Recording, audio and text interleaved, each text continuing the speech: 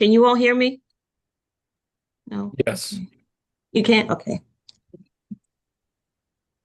Thank you. Wait, I have two screens for that.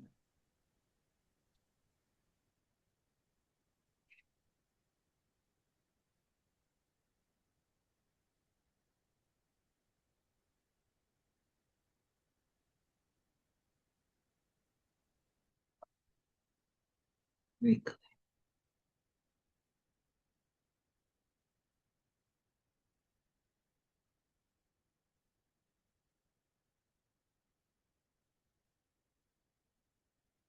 I'm going to give everybody a few more minutes. There are two.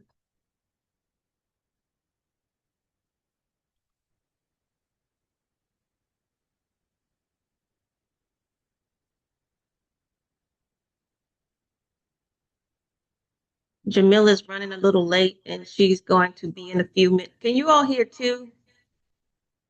Okay.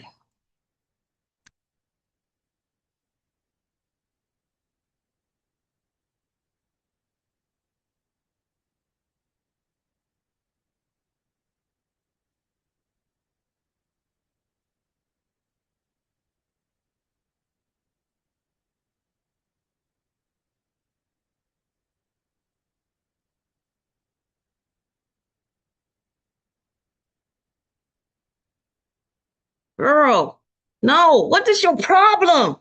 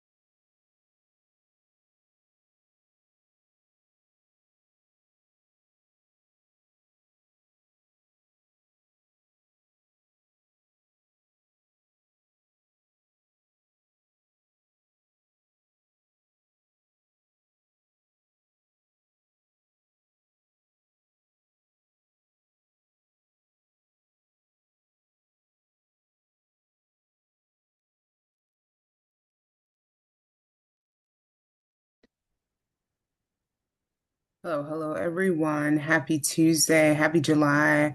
Welcome to our ANCAA's July meeting. Let me see. I see one, two. Oh, perfect. We have a quorum, I believe, of commissioners. Hello, community. Go ahead and introduce yourselves in the chat if you haven't already. Thank you for giving me a few minutes as I transition from one thing to the other. Good to see you. Jamila, it sounds like it's lagging. It Or sounds is like it's that me? lagging from me. No, that doesn't sounds good to me. Sounds good to you. Okay. Um, I can slow down. I know I'm talking a little fast. Just got finished. But Did hi everyone. Go ahead, Commissioner I just want Donohue. were you able to get to the link out to the 60 uh and then CJ by chance? I was able, let me make sure he has it now. Thanks for flagging that. But I want to go ahead and take roll call. So I'm going to start with 8801. Yours truly, Tom Donahue, ANC 8801. Perfect. 8802. Commissioner Foreman, I see you. 8803. Yeah, I'm here. 802. I'm here. I'm sorry. Perfect. 8803.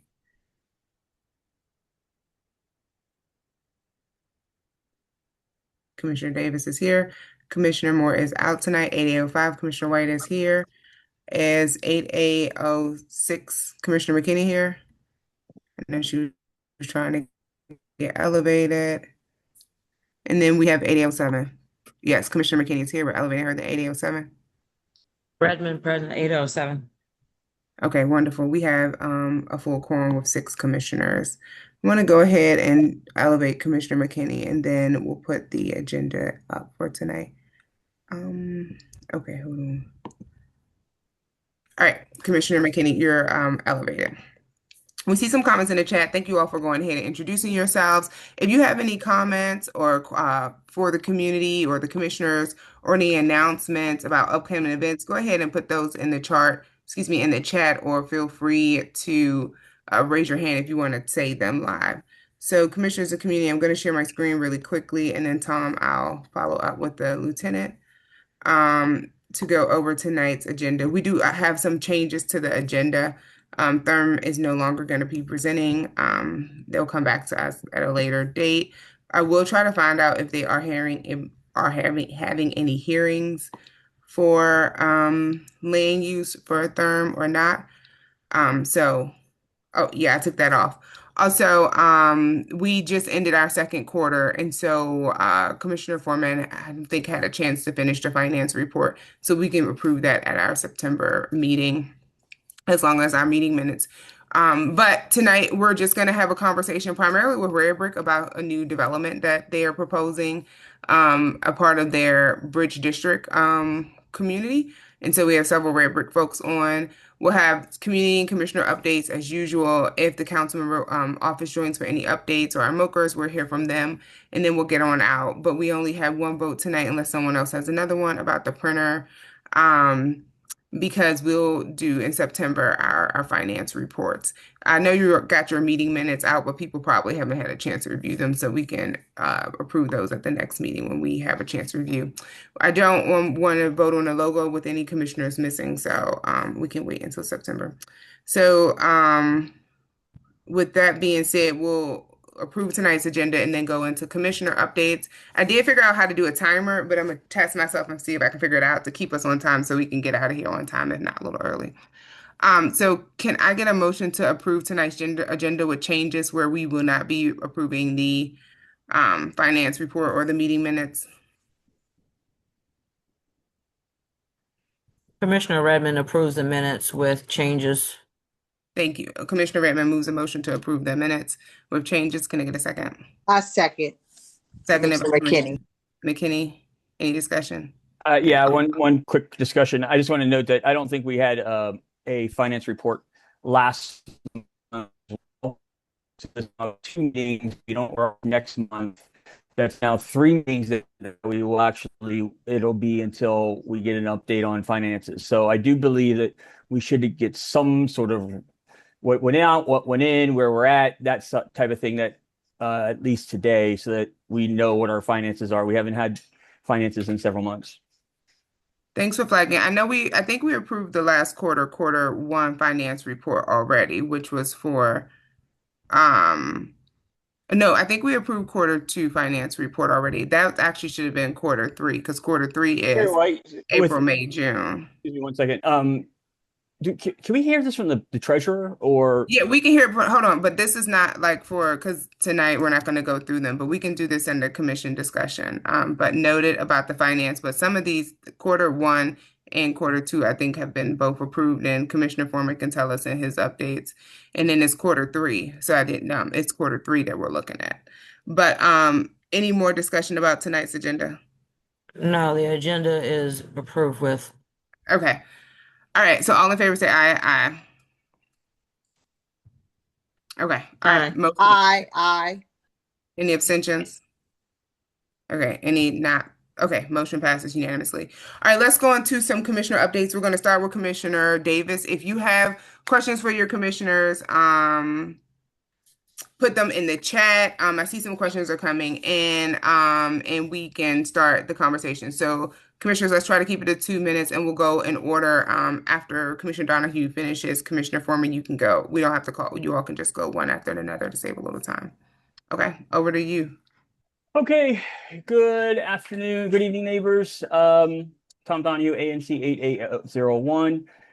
I cannot describe my frustration enough for the for everything that's going on Q Street. We have a significant amount of squatters and drug addicts that have basically taken over 1828 Q Street, as well as 1810 Q Street. I have made my concerns vocal at multiple meetings. I had a resident meeting with 2 residents, along with all the agencies pretty much in the district. I followed that up with a personal walkthrough the following week. 1 week later, I had all of the residents and the agencies do through the building. Felt like we were making some progress, and we sadly, it's just it's a mess, to be honest with you. I have now had squatters and folks tear down the DOB placed boards that have protected and prevented people from coming into the big white building on 19th Street. It is a serious matter that needs to be addressed. So I have corresponded with various different departments and agencies within DC as early as yesterday. We're hoping to potentially do a community walkthrough again next week. This is a problem, and it's not going to be solved by this commission, and it's not going to be solved by me. It is going to be solved by a collective effort, including mental health issues. I've asked for us to get the mental health truck out there. I'd also just want to make point of there was a murder last night in the area near the gas station on Pennsylvania Avenue, and a lot of other things, but I'm restricted by time. Thank you.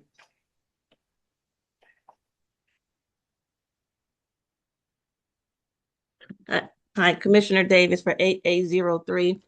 I want to give an update on our health and wellness and health, wellness, and safety summer fun event that we held at Boone Elementary School on June 13th. It was a success. We gave out over 20-something bikes. The kids were very, very excited. Principal Hutchison was very excited to have us there, and the kids in the community, just to see the smiles on their face was priceless. And to piggyback on what Tom is saying, we are experiencing the same conditions in my SMD, a lot of homeless, a lot of health conditions, public safety concerns are happening over there. And I have been reaching out to DBH, working with them, but individually, this is not working. So I have taken the liberty to prepare basically a document that I've prepared to present to the commission for us to do a resolution to have the mayor declare a public safety and health emergency for Ward 8, because that is what we're experiencing.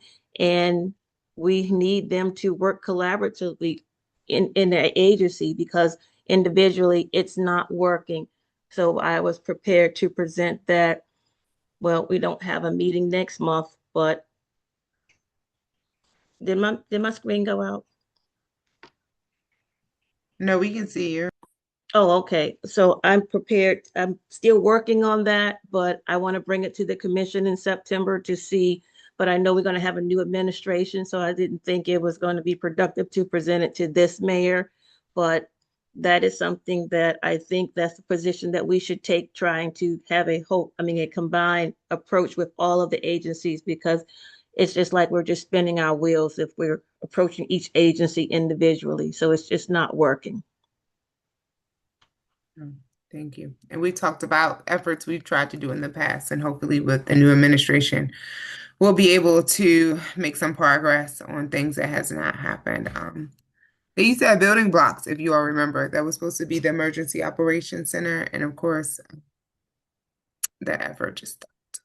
Okay. Let's see. 8802, Oh, Commissioner Foreman. okay. Hi. Yeah, I've been working to solve the problems I got in Maryberry Avenue. We got a new restaurant there. Well, it's supposed to be a restaurant, America's Best Wings, and it's really a tobacco shop, as far as I can see. The wings in the back, and I know that they are selling singles and stuff out of there. Also, been trying to deal with the folks at the, as they say, the medical clinic or the whatever, the drug clinic there, to get that traffic under control. I spoke with police about interacting there. One of the biggest problems is an apartment right next to Wingstop that has overgrown tree there, and the the addicts or whoever the homeless folks are using that as cover so they can make a bunch of their deals. Trying to get that removed. Um, in my corridor between 18th and 17th Street is still the same problem with the church and those well, one, two, three, four homes there also. I think we have to come up with another solution to board those up and keep folks from going in there and squatting, living, or whatever. The other big thing I have is just the trash, all the alleys, just a mess. And we'll try to work on that and get those things straight. I have been able to get out and talk a lot of one-on-one with people, try to get their situation. I know some things may appear to be bigger, but the one-on-ones, that's the thing. Trying to do the community and individuals. I can deal with the district, the business district up there, stuff like that.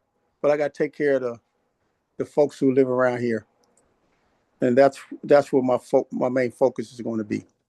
And I thank you so very much. Thank you, Commissioner Foreman. Let's go to Commissioner McKinney. Hello, everyone. I just want to follow up with you all, especially the constituents. We have a lot of development that's in our community. We have a lot of businesses that just leaving and are trying to open. So I've been working hand in hand, the chair and the whole commission, to try to figure out exactly what you all want, what development you want me to support or the whole commission to support, and different things that's coming to the community. If you notice, you see a lot of police presence lately, because we had a lot of complaints that if you notice along the corridor of Anacostia subway station, everything, you don't see a lot of guys hanging out. It's kind of clean air and everything like that where you can flow through. So if there's anything that I'm missing as far as some of these developments that's coming in, just please let me know what you support, what you don't support, your suggestions, so we can hurry up and move forward. Thank you. Thank you, Commissioner McKinney. Commissioner Redmond.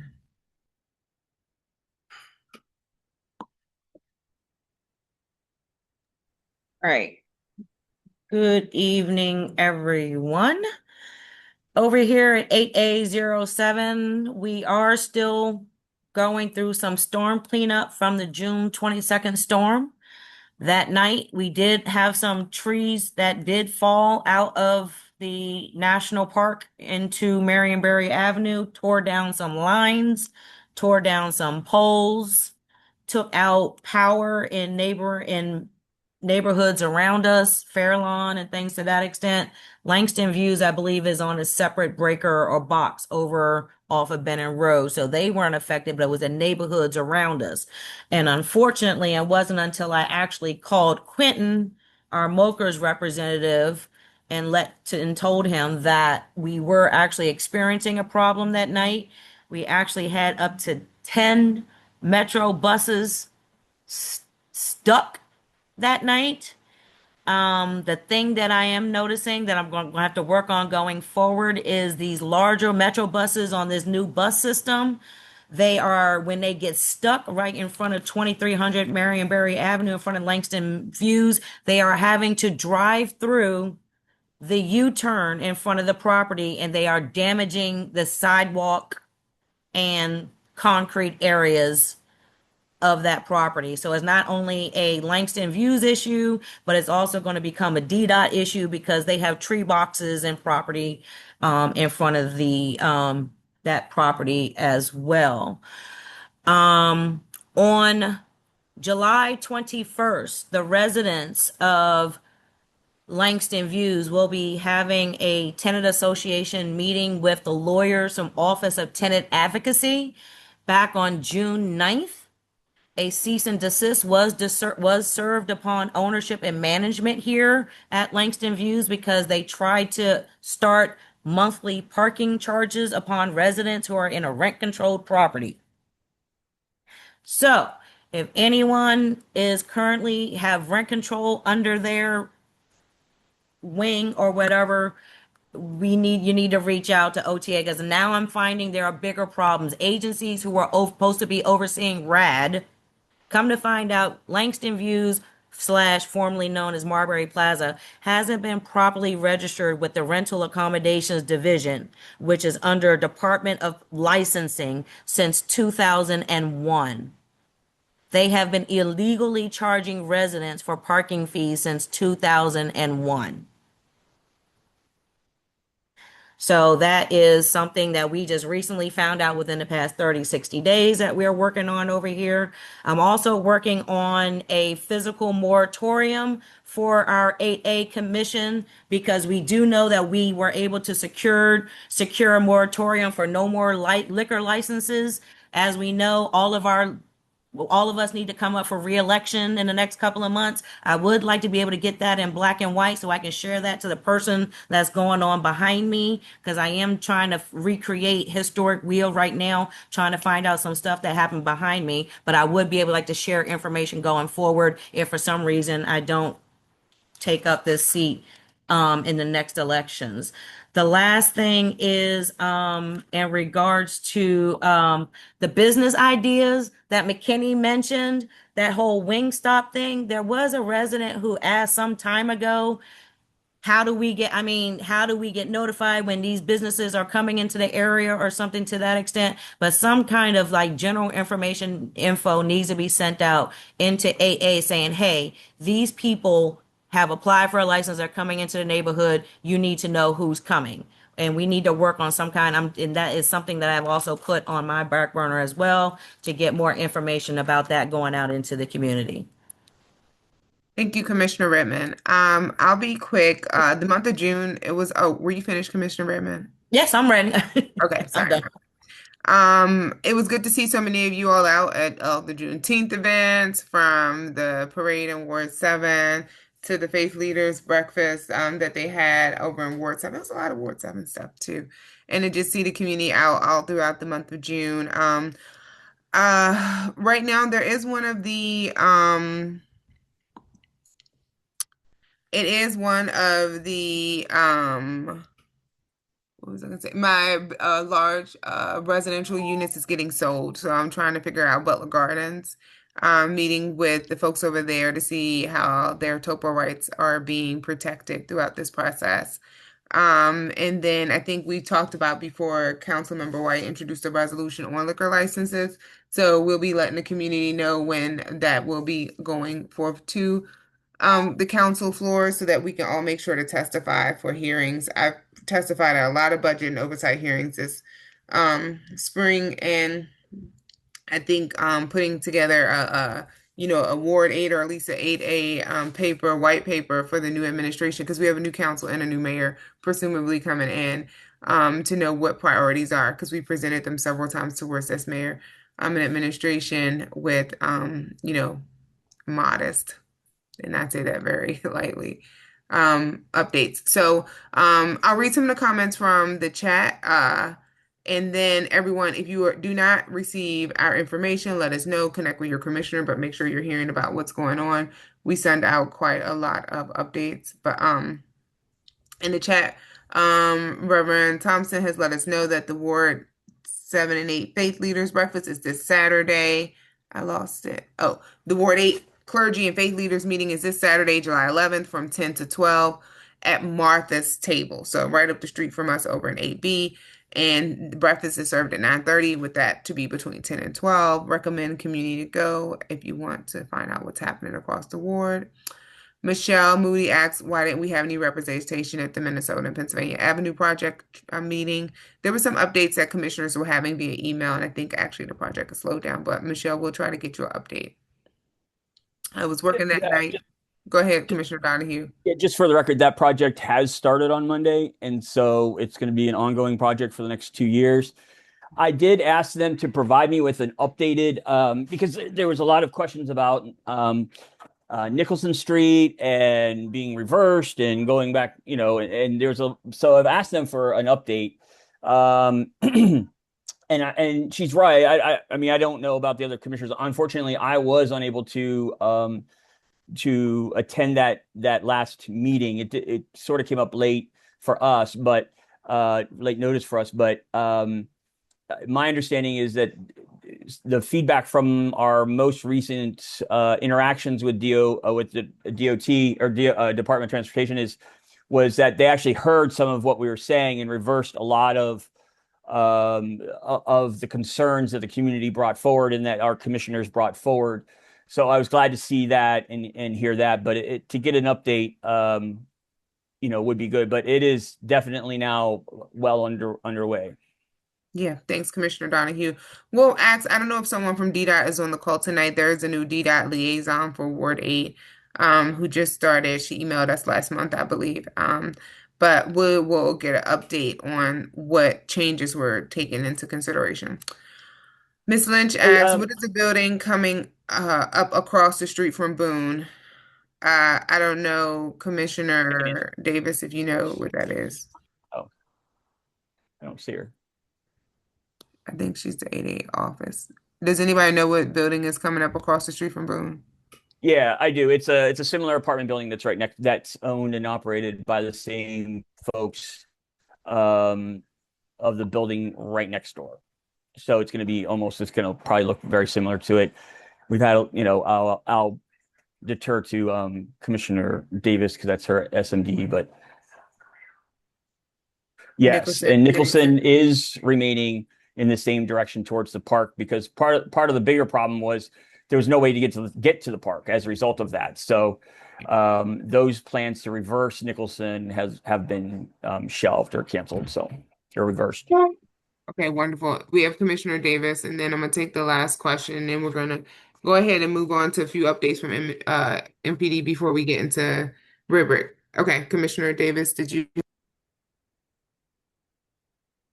I can't hear you.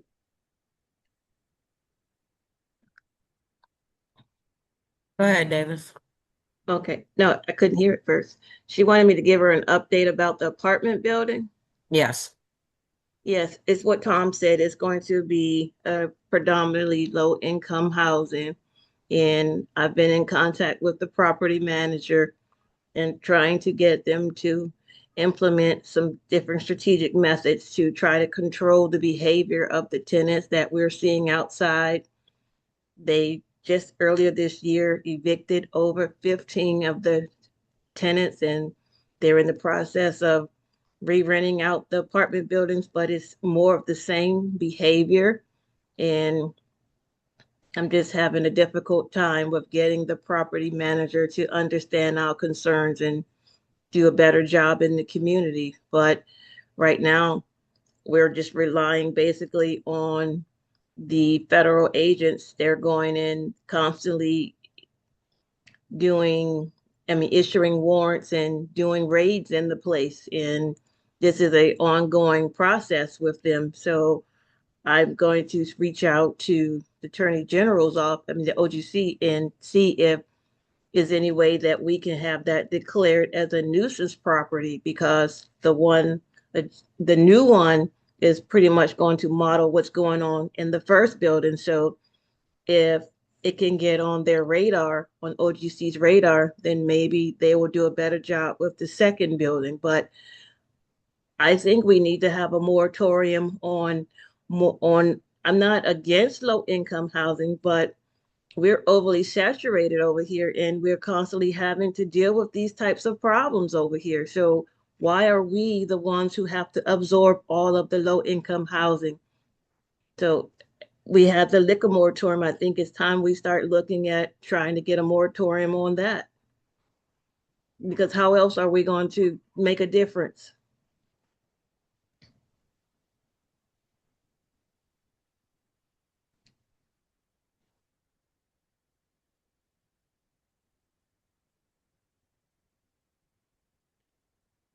I think you're muted. We can't hear you, Jamila. Yeah, I thought it was me. I know. Oh, my face hurts. Tooth hurts. Nope, can't No, hear we you. cannot hear you now. So I just want to point. I forgot to mention something about I did want to mention something about the fireworks over at Anacostia Park. I don't know if I wrote a commentary about it. It was plain old a disaster, and I think that we should, as a commission, call National Park Service in to hold them accountable. There was, I mean, the whole thing was a disaster. Hardly anybody attended. There was no water available.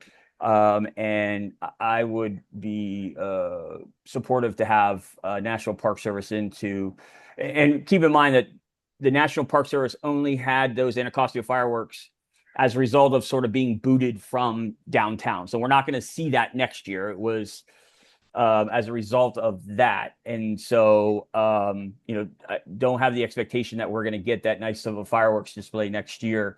That was only because they were sort of booted from the Freedom 250 folks from the mall. So, but the conditions that National Service had expected to put our residents and our Southeast residents into under the heat conditions that we were expecting. They never put up lighting for people to actually walk across the wet grass. I mean, it was, in my opinion, a disaster, and we should definitely hold them accountable to that. Sorry, thank you. I Thank totally you. agree. I think that the event was nice. It was something different for the community. We didn't have to go downtown to fireworks. It was nice. So I think in reality they did pass out literature to let everyone know that the park was going to be closed. What areas you can go in, where you couldn't go in. The park was And never closed. I think it was nice.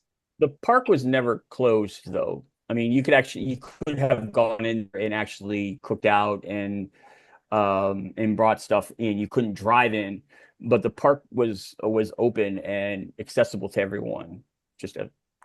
I think they meant like the driving part. Can y'all hear me Yeah. now? Yes. Okay, perfect. I think they meant the driving because for some people, if they can't, Just needs to be, I think we need to make note that, I mean, probably this year was just a fluke type thing, but make note going forward. There definitely needs to be better communication in regards to exact location closures and Yeah, limitations. it was very last minute and there was a lot of confusion. Exactly. All right, so yes, Danielle, ANC petitions are open. I think today was the first day you could pick up a petition for ANC. There are over 200 ANC petitions across the city, and it's according to your address. So ANC petitions are open, and that is a great way to serve your community. I think they're open for a month. I don't see any other questions. I'm going to go to Jessica Berry, but go ahead and invite 60 up for some quick announcements, and then 70 so we can get into Redbrick and keep it moving. Jessica, I'm going to figure out how to allow you to talk.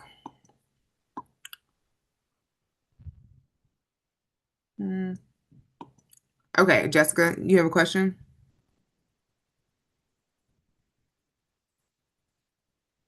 Right. Thank you. Oh, I'm sorry, we didn't hear your question.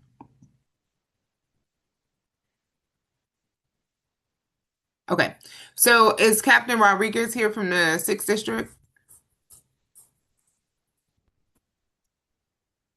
He is, but I am as well. Hello, everyone. I'm Lieutenant Cisse. This will be my first meeting with you. Can everyone hear me? We can hear you, but we can't see you. Yes, ma'am. Okay. What concerns or questions do you have? I do have a list that was provided to me of addresses that we can start with. I have 1507, 1509, 1511 19th Street. There were complaints about squatters.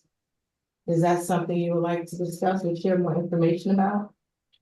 Well, Can you Um, say so specifically what SMD that is or something? Okay, hold on, everyone. Let me just put some context because this is Yeah. her first time. Generally, Right. Captain, when the district comes on, they give us a snapshot or at least a link to updated crime statistics for the community so we can see what the trends are right now. Okay. You are in one part of ANCAA. You cover our 8801, 2, and 3 single member districts. So that's the Fairlawn upward to Skyland kind of community. Mm-hmm. And so generally, they'll give us updates about what's happening crime-wise, statistic-wise, any new initiatives or changes that we should be aware of or any trends, and then give updates on specific requests that commissioners have brought up over the previous couple of meetings, and then to open it up for community questions. So Okay. Well, I understand that this is your first meeting, so maybe you can just let us know the website or I can find it and put it in there where people can look up crime stats. But if you have any like major announcements or trends that are coming out of MPD or the 6th district, you could let us know now. And then we can talk about some Q&A really quickly. How does okay. that work? Okay. I'm taking notes down on what you normally receive, so excuse me, I'm not prepared with that information. But I Is can send that to you. You can share it to the group if you like. Okay. Yeah, no, that's fine. But Mhm. yeah, if you have any like announcements or trends or something that we need to be aware of and you want to share, if not, we can go straight into some Q&A. Okay, well, some that I can speak on are the large gatherings we've been experiencing this summer in various areas. One that's specific to the 607 is 2728 in our streets.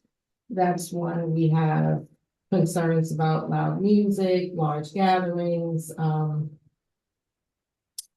all through the nights, we received several complaints and we've gone up there, music being played, trash being left along the streets and not recovered products leaving, residents unable to sleep or have a peaceful night.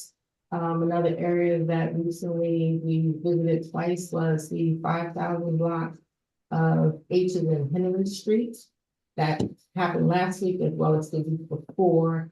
Similar actions, activity, behavior, but it also included drinking and smoking.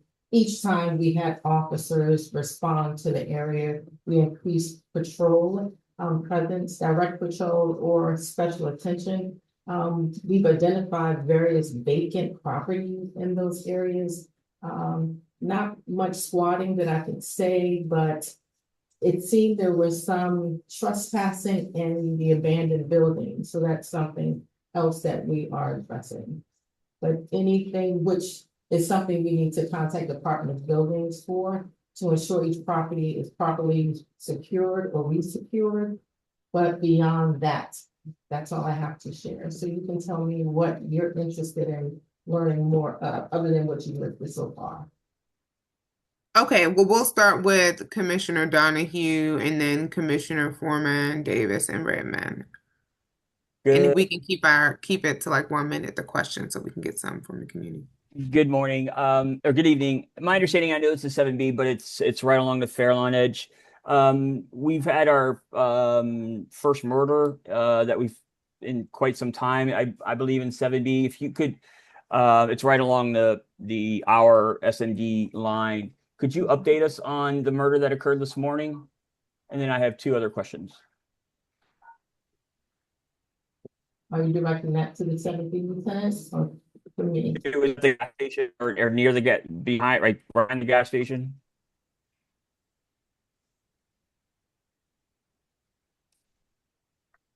Okay. If not, it's okay. So as you had said, 19th Street, that is my city. That's the some of the information that I had communicated recently to the captain. Mm-hmm. I'm concerned about the squatters who have literally removed the boards from the building and that we've had active activity going in and out. Um, what's the best way to approach that? I know that we're hopefully going to be doing a community walk next week, but what can we do? Can I have the MPD come and clear the building and have whoever's in there arrested because the building was completely secured with literally DOB put boards up over the front doors. And then I also was thinking I was wondering how this could play into the National Guard's enrollment in our district. Who dictates where the National Guard goes and where their presence is? Do they have any say in sort of does MPD have any role in the law enforcement realm of what their role is? Not the DC National Guard, but the National Guard that we're seeing along the mall. What role does MPD play with where they are assigned to go? And do you have any say? Well, I can speak to your latter question. I don't believe that MPD does have to go. That's something I can gather more information about. But what we can do is with the MPD units we have in that area, we will and can conduct increased patrol presence. Like I said before, direct patrol or special attention around those identified vacant properties. The most important thing is we need to know who the property manager is or the owners of the property. Because we wouldn't know who the actual squatters are and who should be there and who shouldn't. So we need their Well, I mean, just to be clear, the building that we're talking about has already literally been boarded up. We had gotten all the tenants out, so everybody that is in that building is in that building illegally. DOB had already boarded it up, and now the squatters literally have removed the boards from the front of the building, and now they're going in and out of it freely. So anybody that's in there is in there illegally. Okay, once we find out that that is the case and particular individuals are in there or found unlawfully inside the property, those people will be subject to arrest for unlawful entry or related charges. MPD can coordinate with Department of Buildings to ensure each property is properly secured or secured. We can send notifications to the property owners or the management when they're available. If you have that information, please share that with me. Including outreach to the military liaison, if that is, because I believe that is the property active duty property owner of 1900 Q Street. Is that correct? Sorry, it's a little hard to hear you. Just repeat. As far as 1900 Q Street, is there a military liaison associated with that address? No, I'm just saying that. I'm sorry. Yeah, go ahead. Hey, no, he's not saying that. Could you just find out? I think, Tom, that's a question to ask the commander about that because they have pretty strict guidelines and who can speak about federal engagement. So I do think you should just propose that over to Commander Hicks so they can put you in contact. But can you give him those properties and maybe Captain put a way that people can contact you in the chat? And I think I don't know if you've talked to DHS about those properties at all. No, I have not. Oh no, Tom, not. I'm sorry. Yeah, yeah. They were on a community walk that we had, and just for the record, my inquiry on the National Guard is to better understand how that is moving, how the forces are moving. I'm not in any way suggesting that I advocate for Humvees or anything or arms. I think they've told us, on every meeting that email this person. So I don't think they, have loosened up conversation. But Tom, I think, if you can, I know you said you're having a community meeting, but it might be good to just reach out to DHS in the meantime as well. Yeah, they've actually walked the building with us. We had a community walkthrough. So I'm just as commissioner with the National Guard. No, not the National Guard, the Department of Human Resources. Okay. Yeah. All right, let's go to Commissioner Foreman. Do you have any? Oh, sorry. I was just gonna say we did a walkthrough with Commander Hickman and Diamond. 2 weeks ago, and that's what we were trying to follow. But it hasn't really produced any real If they're not result. answering, Commissioner, you can copy the chair, Mendelson, and as well as Matt Foreman. If you remember when Councilmember Foreman was here, he's over at DHS.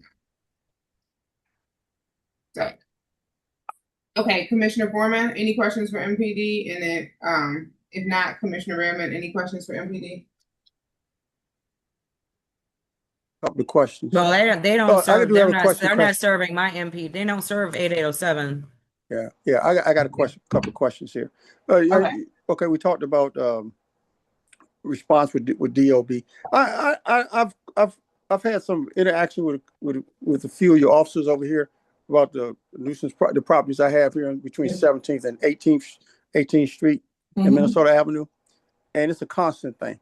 See, but the response I had from them was that we really can't do anything unless the property owner gives some other response to it.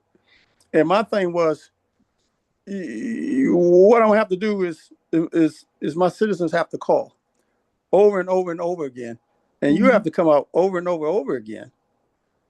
But the response that I get is that I can understand, being somewhat hesitant, the officers going into the buildings and stuff like that. But I mean, that's part of the job, and I just expect a little bit more from that. You sign up for the job, you got to try to do it. I'm just getting on a little bit. I used to train active duty and National Guard troops when I was in California, because the doctrine back there was pretty much, fighting Soviet troops and whatever, and planes and all that kind of stuff, land. But we had to learn, had to train them to work within cities and buildings and everything like that, which is a whole different thing. So I'm not sure I'll hop on this track. I'm not sure if these National Guard troops have had that type of training. I know National Guard is supposed to have stuff when they surround other areas, but I'm not sure if they've had that. I think if we can stick to the realm of what they can cover too. Yeah. So I'm trying to say is, when I notify DOB, and do your officers also take down, give the notifications to them? Because I give them the information. I've given them the information on each building, but I haven't got any responses back from you all on that. Okay. So the situation is the same. We got people inside and stuff like that, and walks and stuff are fine, but we're not getting any results from just walking through. So I don't know what else you all can do. And the only other thing I can see is I hate to have to mobilize my constituents over here, to do that job of policing those areas. Thank you for your question, Commissioner Foreman. So I'm saying, are you all going to be able to step up on that for us? Okay, what I can say that we can do is, if these conditions have been documented, if you have that information, please share that with me. I will provide my email address. What we can do, we can make a referral to the Attorney General's office. If it's a nuisance or chronic problem property, and it meets their criteria of a nuisance property, we can work with them to provide that information to them. We also have the environmental crime unit. If it's quality of life issues, we have the squatter issues, we can employ them. If you are experiencing any drug problems there, we have it used to be called Narcotics and Specialized Investigation, but its name has changed to Violent Crimes Special Division. We can review those complaints with them and request their assistance if you're experiencing drug issues in those properties. Is that a concern you have? Yeah, all of the above. Everything that you said is a concern. And one other thing, I also, and this may be just a little problem with. It takes a little time with dealing with some of your officers. I don't think that they really had the concern of the neighborhood. I don't think that maybe they need a little more sensitivity training, because I've approached them, and I've had to. I'm just acting as a regular citizen, not as a commissioner, and they're pretty obnoxious. Some of them are pretty rude, and my regular citizens around here are having that same problem. They get another attitude if I pull out my card or whatever. And then even at that, some of them, they still don't know what ANC does. I'm not here to tell them how to police. Explain to them what the problems are. I've had several other citizens, like I say, it's trying to explain the problem to them, and they seem to turn an ear to it. They don't want to get involved. So again, my question is, how much training and what kind of officers do you have out here? I think that you have a lot of junior officers out here who don't understand the situation. So are you all mixing senior officers with junior officers, or you allowing junior officers to operate by themselves, essentially, in this area? I'm so sorry to hear that that's your experience.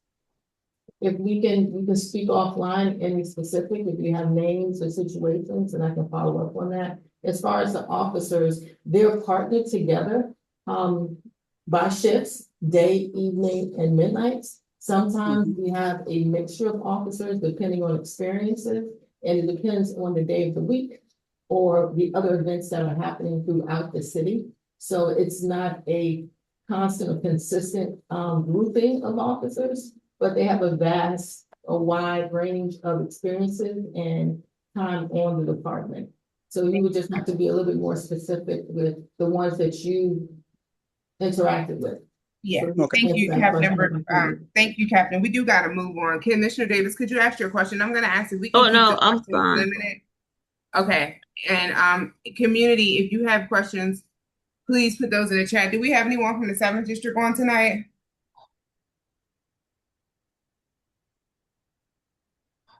Good evening. This is Lieutenant Mumtaz from 7th District. How are you? Okay. Do you have any updates for us while we and then after 7D, Patrick, you can ask your question. Yes, definitely. The major thing we have is tomorrow, Anacostia Captain Mufti is doing a community walk with multiple agencies, which is at 12 o'clock, and their meeting point is going to be at 13th and Marionberry. Hello? I can hear you on that. Thank you so much. So Patrick, what's your question? And then we'll go to commissioners in the community. Hey, Chair White, thanks so much. So I guess thanks, Captain, for being here tonight. I want to raise a persistent and frustrating issue our community is experiencing around noise complaints, and I want to be kind of specific. We're not talking about, a car playing loud music or a single Bluetooth speaker on a sidewalk. A few weeks ago on Sunday evening around beginning at 9 p.m., a neighbor at 16th and V Street had a full live band with outdoor concert quality speakers set up in a residential area. And, before anyone suggests the obvious, yes, the neighbors across the street did approach them directly and ask them to stop. They did not. This is why residents called MPD. This is the scale of kind of what we're dealing with. And yet the response we get from both dispatchers and responding officers is always the same. There's nothing we can do. And to be specific about the two distinct problems, residents are being told if it's before 10 p.m., there's nothing that can be done at all, which is incorrect. DC's noise violation laws set unreasonable noise as an actionable item at hours based on decibel thresholds, not just any time of day. And officers have enforcement authority before 10 p.m. And the second issue is after 10 p.m., where we have stricter noise thresholds.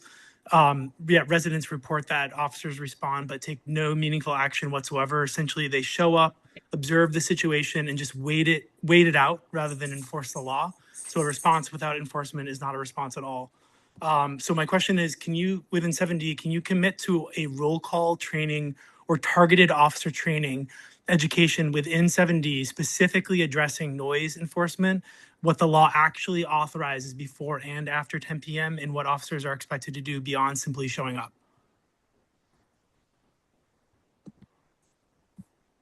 May I add on top of that, what is also considered legal construction during illegal construction during those hours as well? Because that's also considered a noise violation, but we're calling in and they're stating there's nothing that we can do about it, but it's illegal construction and violations are posted in front of the buildings.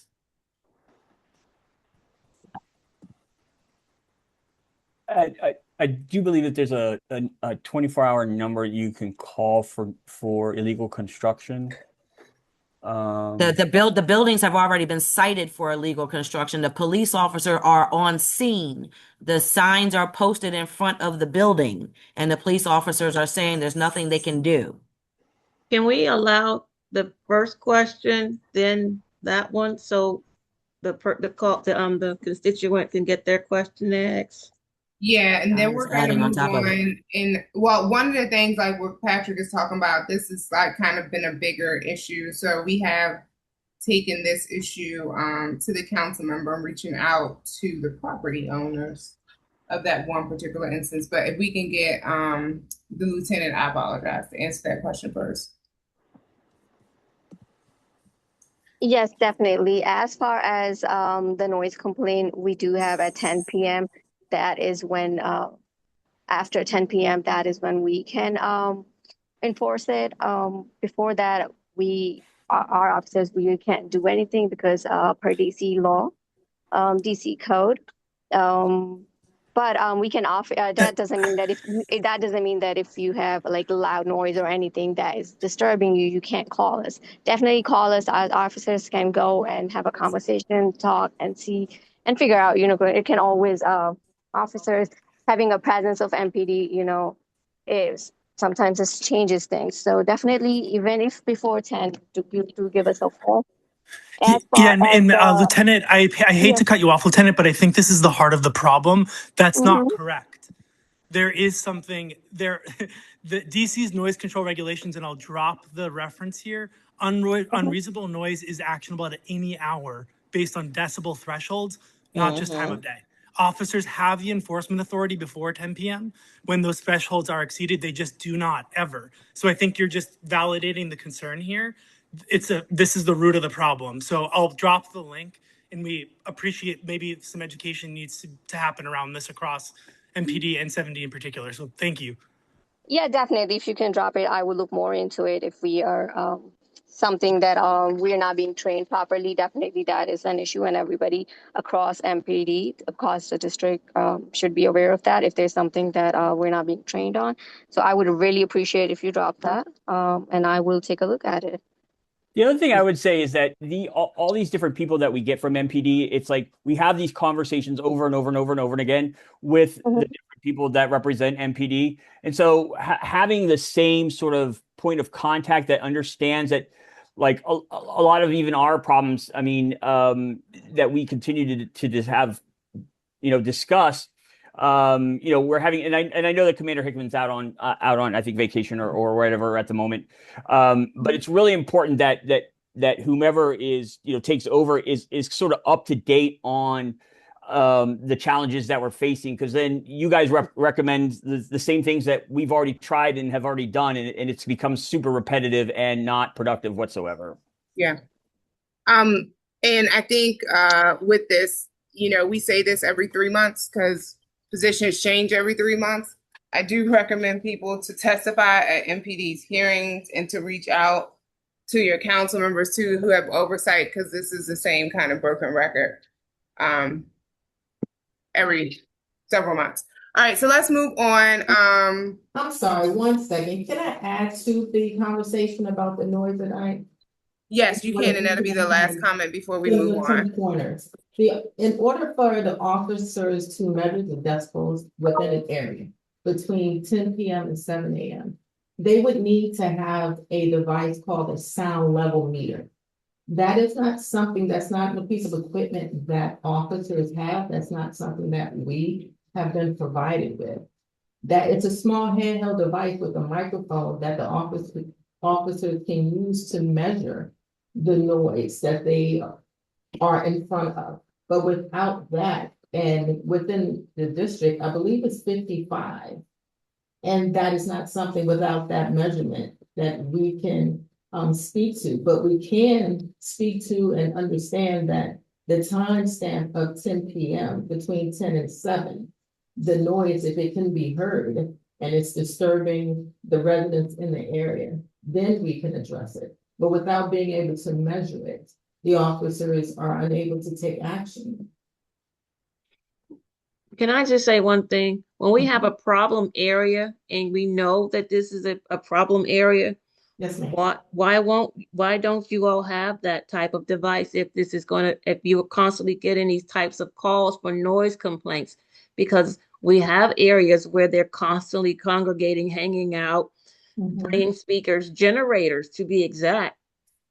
So we have these known problem areas. So what are you all doing to address the situation? Doesn't sound like you're being proactive. If you know that this is a common concern, then maybe that's something you all should look into getting so you can help the community, because otherwise you're basically telling them that they can get away with this behavior because you don't have this tool, and we can't accept that, because if it exists, then you are able to get it. If the answer was getting the devices and I could make that decision to provide them to all the officers, I would, but that's definitely something that I would bring up in the meeting that the commissioner just spoke of. Because it's just not a device that we have been provided with. Without that device, we can't measure that noise. Okay, but you I have the agree tool with to you. do your I job on a wish we regular all basis. had that. I do agree, Okay. but it's just not one that's provided to us.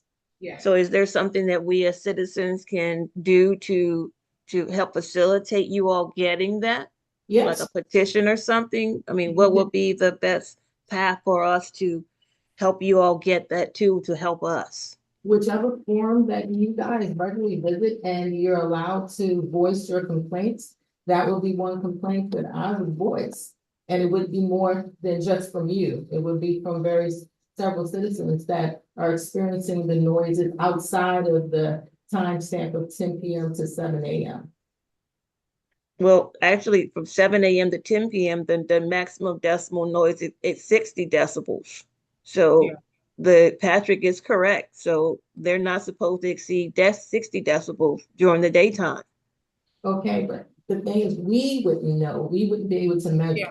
So the decibel So- point is 58. So hold on, Lieutenant, I'm gonna bring the plane plane on home. So we would have to advocate the same way you would. I think that I've always said, I don't think people are organizing enough in terms of bringing up some of the issues and making sure even if NPD has it, it'll be used correctly. But, I think this is definitely above this lieutenant in terms of decision making. Yeah. Yeah.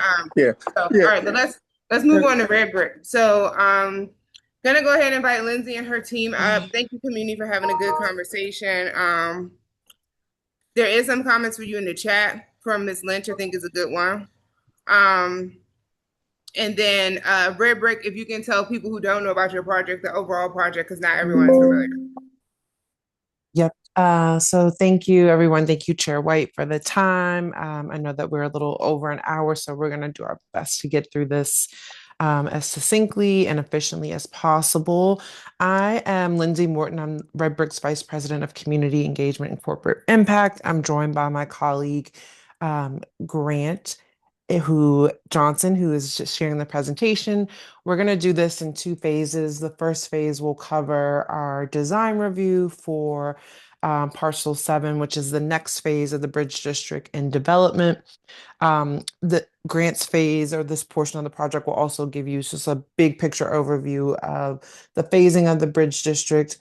We are joined by some members of our design team and civil team. They'll also be able to support Grant in answering any technical questions if there are any.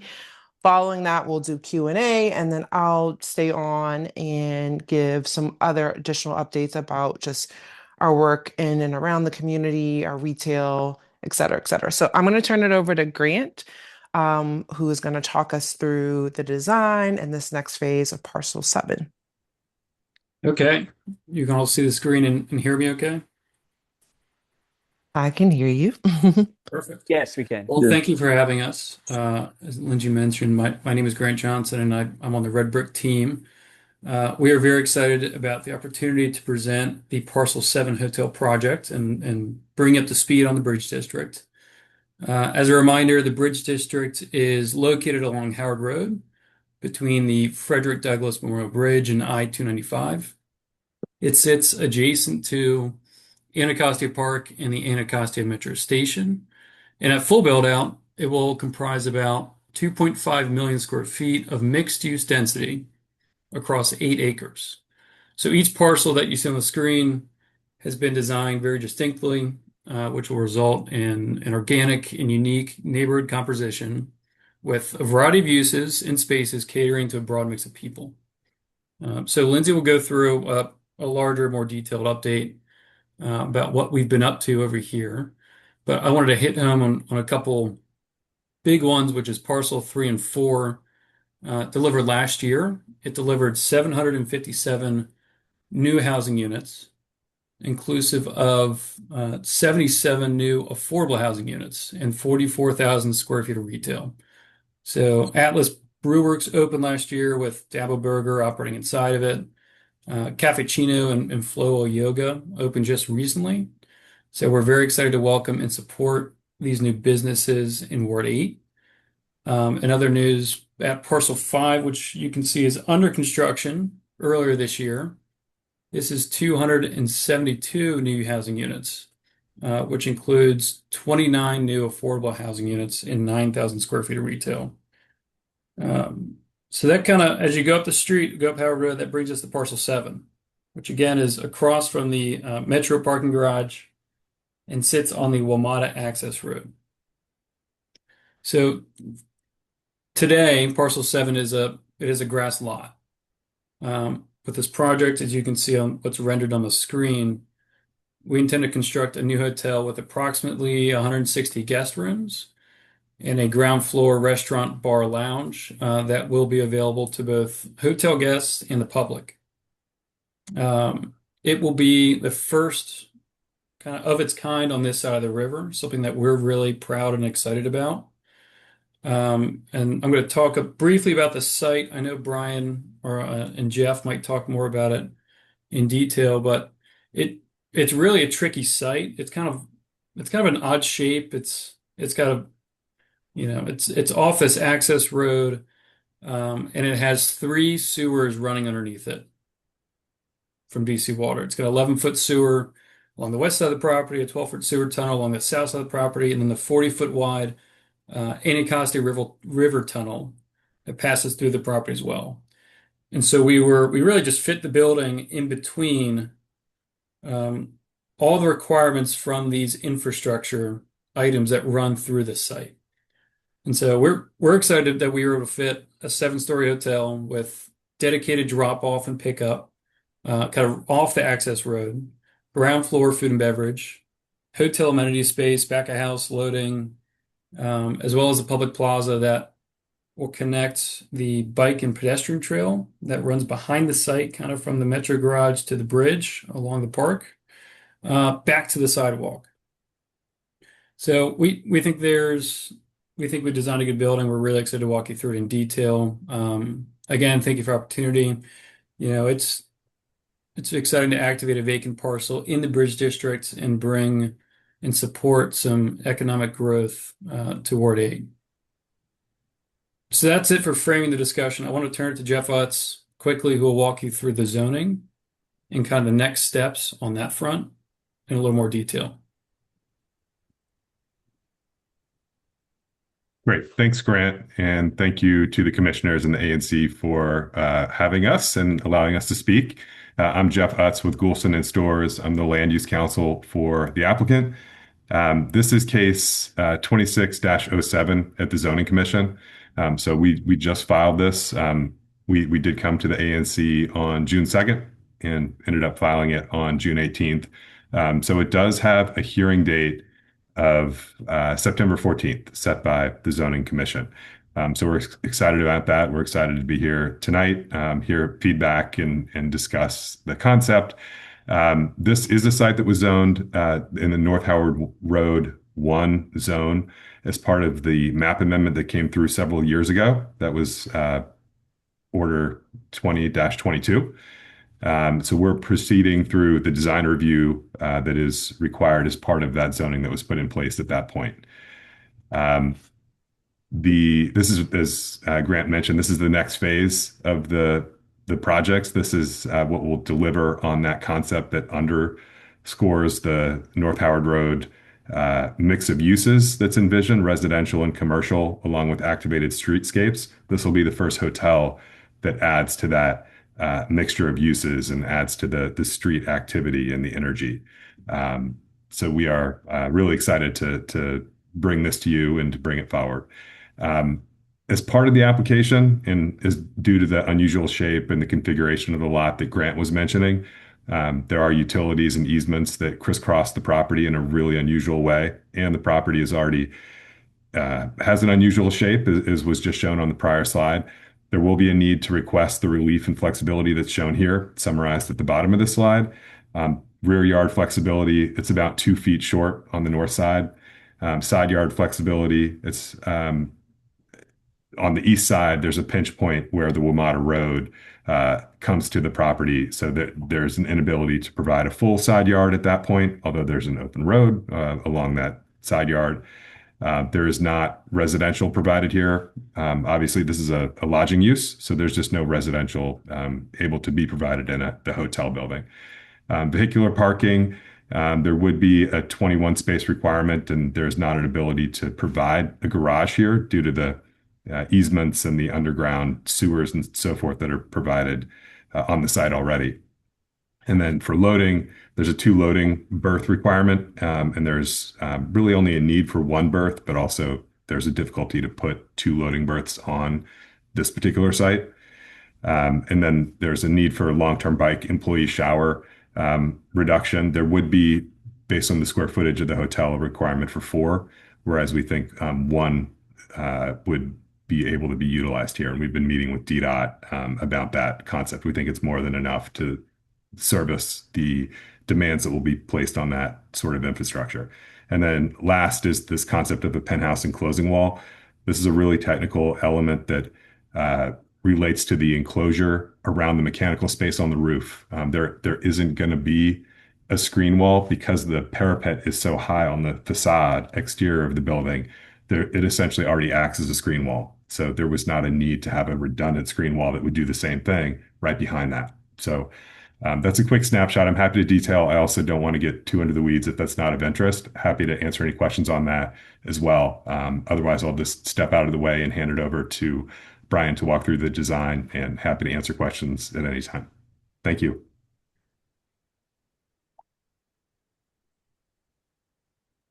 All right. Can everybody hear me okay? Yeah. Okay.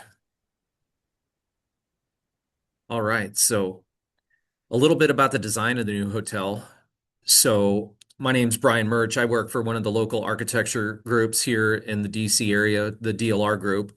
I specialize in hospitality, but I want to speak to this particular property a little more this evening. The concept behind the hotel, I think, really started to reflect a little bit of its placement in the Bridge District. I think 3 things that really stood out to us was the notion of the river's edge. You know, we think about the daily life and really gravitating to the wellness and the park that's adjacent to us. So, you know, it's that daily routine and circulation that really started to inspire us, as well as the grove, the trees in the forest just beyond the site. So looking at that as an opportunity to really add some warmth and some vertical character to the architecture and how we started to shape the hotel. And then lastly, the monumental suspension, which really spoke to the Frederick Douglass Bridge, some of the monuments just beyond, you know, in the horizon, and how the architecture started to, you know, play off of a few of those themes as we started to detail the building and give it a little bit of its own personality.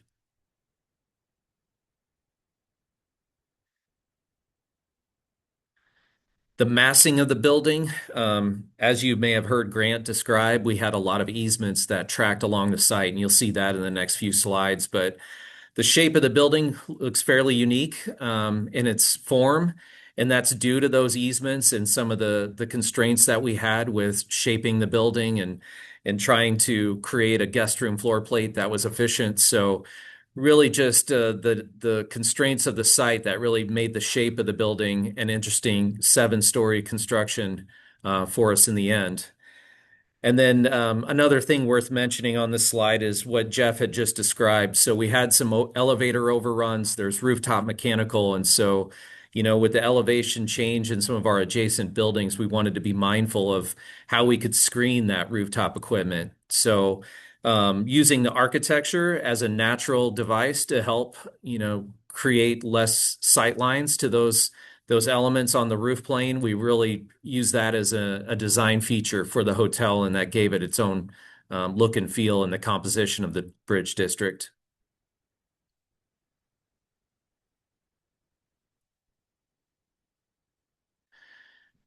So this is a floor plan of our lobby level, and the red lines that you see tracing the edges of the building are those easements. So we have those 3 different sewers that track along different angles that really started to shape the geometry of the building, as well as the WMATA access road that traced one edge of the site to the west or the east side of the plan there. I think the pink areas all represent our public access. So really just thinking about how we create activation for the hotel and being a good steward for the community and the Bridge District in general. We wanted that activation to trace the edges that lined the front of the hotel, as well as our shared parcel 6, and that access back to the bike path just behind the hotel. Besides the lobby, I know Grant had mentioned some of the high-level programming, but this is where the lobby bar would be perched up just above the tree canopies at this elevation. The site falls about 20 foot from the high side down to the low side, so it has a natural grade change that gives us some opportunity to really root the building into the site and give the tower a little bit of a floating effect as we create that guest arrival just off the front of the building. The gray areas are all of our back of house. So like any hotel, we have the front guest experience pieces that couple with the operations components. So for us, it's the kitchen that supplies the food and drinks for the hotel, as well as housekeeping, some of the administrative areas and service components that go with the operations.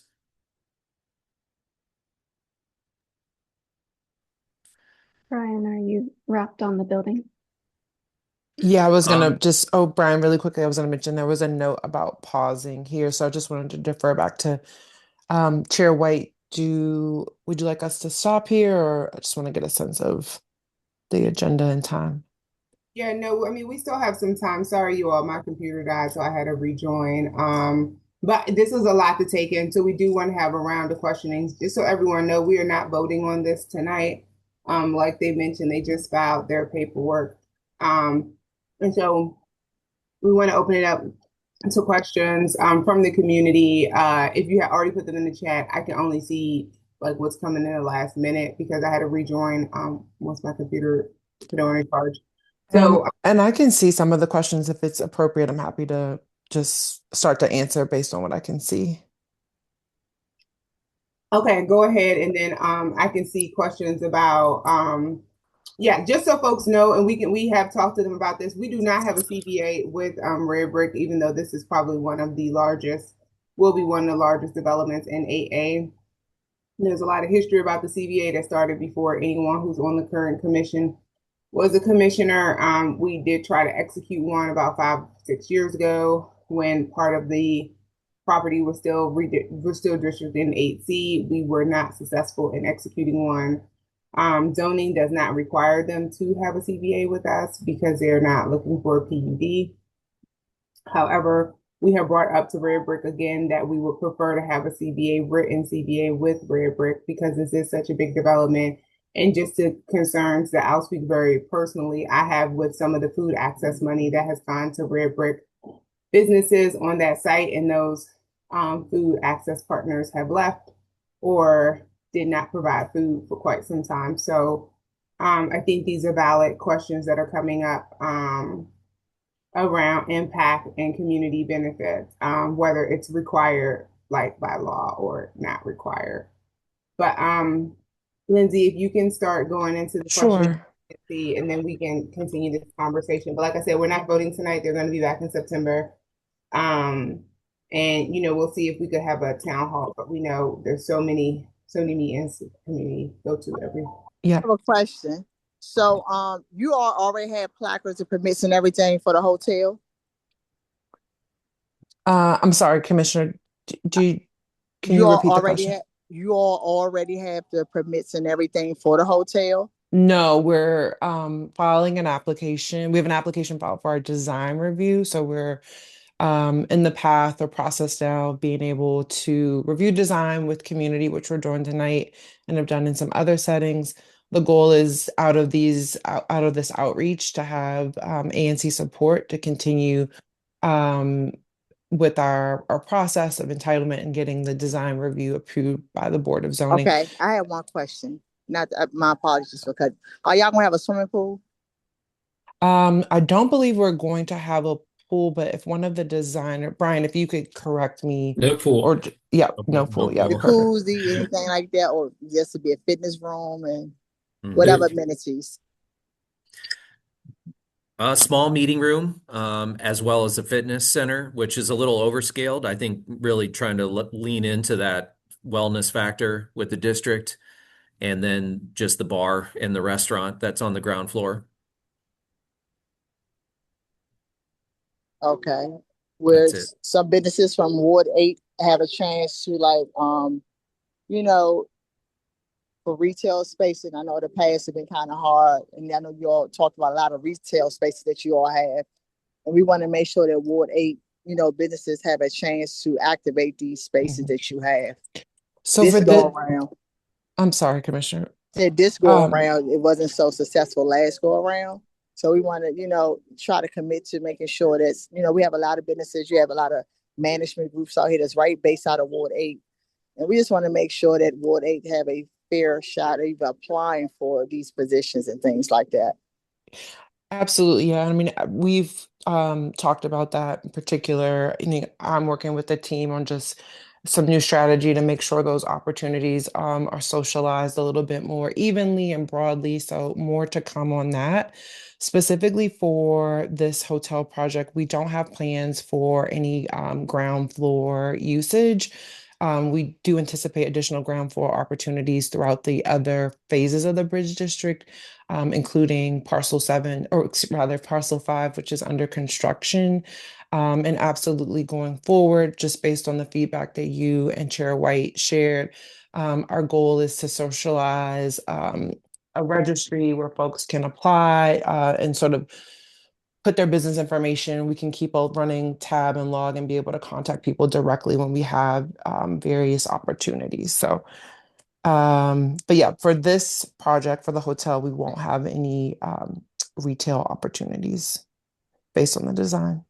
Yeah, but I would note that none of that is enforceable without a CBA. So, are you guys are against a CBA? And what are the reasons for that?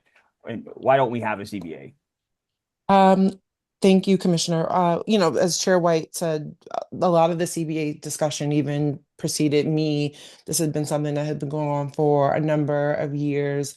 With good faith, Redbrick intended and sought to execute a CBA. It just was not something that uh, but our parties could land on in a timely manner, particularly before the groundbreaking and construction, major construction of the first phase.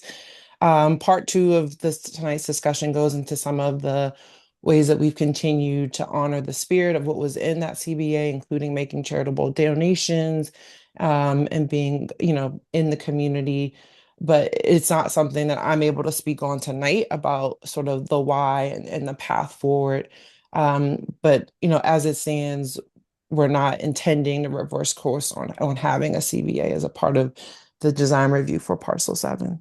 Well, I'm going to be on the record, whether it was discussed prior to my becoming a commissioner or not, that I would not support this project unless there's a CBA involved. This community is owed that, and it's the only way that we can enforce any of the questions that Ms. Gobbins or any of the other concerns have been brought to us. It's almost like that's how we as a community can continue to grasp control and hold over our community. And so I'm going to go on the record right now and say I will not support this project unless there is a CBA agreed. So I would ask that you folks come back to us and reconsider that, because we don't have to ask for much, but it is our way of continuing to have control over the community that we love and are a part of. And to hearing that Thanks. you folks haven't been able to get there is concerning. Thank you. Thanks, Commissioner. And this is something that we've expressed to Redbrick rather recently too. That because this is a new parcel and a new development and quite, a different one, that even though it's not legally required, it would be a part of Redbrick's commitment to this community.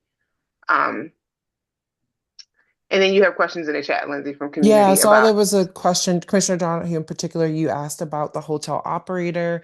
Grant, I don't know if you can expound. We're essentially right now, we're not at a phase where we can share the exact operator by name, but Grant, if you want to kind of characterize who is in our pipeline and who we are anticipating. Yeah, like you said, we're under confidentiality at the moment. We're excited to announce that news when we can. What I can tell you is that we've engaged with experienced, well-regarded operators with strong track records, and that operate in this market in the DC region.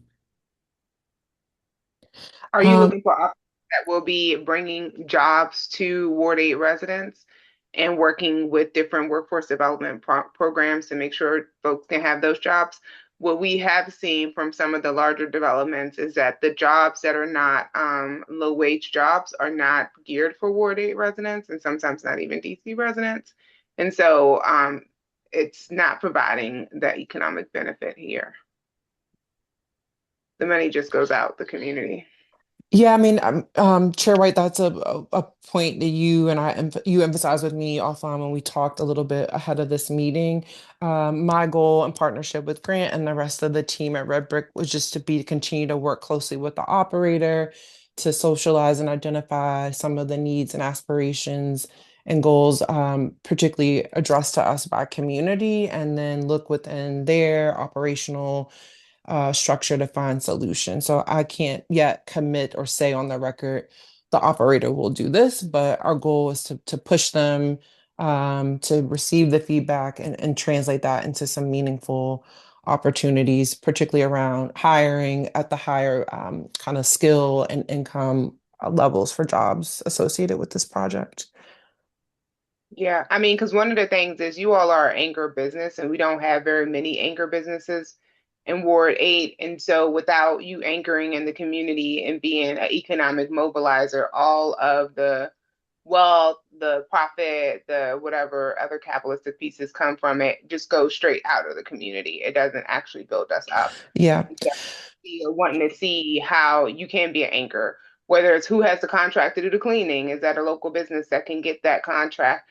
Someone who's, employing residents. Like, it's a lot of ways in which you can be an anchor and support economic growth. And I think our CBA can help identify those properly. Yeah, I think additionally, one of the things that excited us about the potential of a hotel is the ability to, not only bring destination travelers to Anacostia and the Bridge District, but have them be a part of the economic mix and vitality in those spaces, restaurants, museums, cultural destinations beyond the hotel property itself. So, one of the things that we see as an impact is the ability to bring a critical mass of folks who are already curious and desiring to stay in communities like Anacostia directly to the neighborhood, and therefore be directed further in to support some of the businesses, events, and cultural activations that are happening there. Yeah. Okay, let me see. I see a couple of hands raised. I'm going to go to the community and come back to you, Commissioner. Okay. Commissioner. Oh, sorry, Michael Greer. Hey, how's it going? Good. Just a couple of things. One, I'm really excited to see the movement towards a hotel. I remember back in 2018, listening to the Redbrick presentation, and this is bringing back a lot of memories. I'm so really glad to see this moving forward. Uh, as a part of this hotel coming, given that it was kind of speculated in discussion, this would just be my recommendation to the commission. Before you all take a vote related to this project, I would just encourage us to specifically ask Redbrick for a letter indicating that they would not support the renaming of the metro station as it relates to the Bridge District, and keeping the name of the metro station Anacostia. I think that that should be a component or a request from this commission to Red Brick. What we saw in a number of other areas, looking at Noma, looking at White Flint, looking at what was Twin Brook, or they tried to change from Twin Brook, Grosvenor Strathmore, which is now North Bethesda. All of those, as new developments like these come and continue to make these huge investments, they usually rename the Metro Stop, which takes away from the community components. Yeah, a part of the CBA, but a letter also would be really, really helpful. Also, uh, looking back at the rendering that you all have, it does look like that's not really, at least the internal bar area that I'm thinking is over there to the left of the stairs doesn't look like it's really accessible to community. And it doesn't necessarily kind of have like maybe an entrance specifically to that area. Not necessarily a huge, huge need, but we do want to make sure. I imagine you all want community individuals to be going there, especially since there isn't necessarily a lot of parking. So you're going to be expecting people to walk from some of the apartments that are nearby in your other developments. Going through the main hotel entrance may feel a little bit uneasy or a little bit kind of awkward to constantly Hmm. have to go through that lobby versus kind of another area. Yeah, but just some initial thoughts. But just looking at the future of our community as it continues to develop, we need to make sure that you all are supporting us in our community, that you all have come in here. And so I would really appreciate you all support and commitment, not only verbally, but again in writing, that you all would support the naming of the metro station remaining Anacostia and not being added to the Bridge District, given again this change in you all's posture in development within the plan. Thanks. Yeah, thank you, Michael, for the really pointed feedback about the hospitality access. I mean, this is the point of design review, so and our design team is on, so I really appreciate your insight there. And definitely hear you with regard to the metro. It's not something that has been on my radar, but I'm happy to, and I don't think it's on the firm's radar as of this moment. But certainly appreciate Sounds like we're in a your great thoughts. place for you all to go ahead and commit to say that you would like to Yeah, I was gonna, stand firm with the community and keeping the name Anacostia. yeah, I was gonna continue to say again, just appreciative of the feedback, and just hearing from you, as a community member about the name. So Can I you think, commit to taking that back to the rest of the yeah. design team and getting that response back Yeah, to us no, within? if that was not clear, I apologize. The point of this meeting is to capture all those insights, and take them back. So yeah, definitely duly noted, and we'll socialize that and share that internally with colleagues who are not on this call. Thank you, Michael. Those are some great suggestions. And yes, nobody wants the name to be the Bridge District. I think you all have gotten a lot from community. As you can see, community is overwhelmingly in support of a community benefits agreement to address several of these issues we raised tonight. They're not really issues, but they're opportunities for Sure. Redbrick to be a community partner. In the way that community needs. I think, even more discussion on design. I mean, I have some environmental questions and like understanding what that impact is going to be. Looking at the design, are you kind of bringing in those modern kind of environmental amenities, or is it going to be, it kind of looks the building like a little stale from the outside right now, but hopefully you'll be dressing that up with some culture and environmental elements to it. But I think we brought this up to you just a couple weeks ago when we talked about this, but the community is uh, demanding, if not for a better word, that there's a partnership agreement put in place. Yeah, specifically with regard to the, I guess, landscape and culture, I was wondering if anyone on the technical team could just address that or acknowledge the feedback has been noted. And I'm not sure if there are any other comments or observations about the exterior building. Question actually as well. What are you asking from our commission? What is it? What is the ask? Do you need our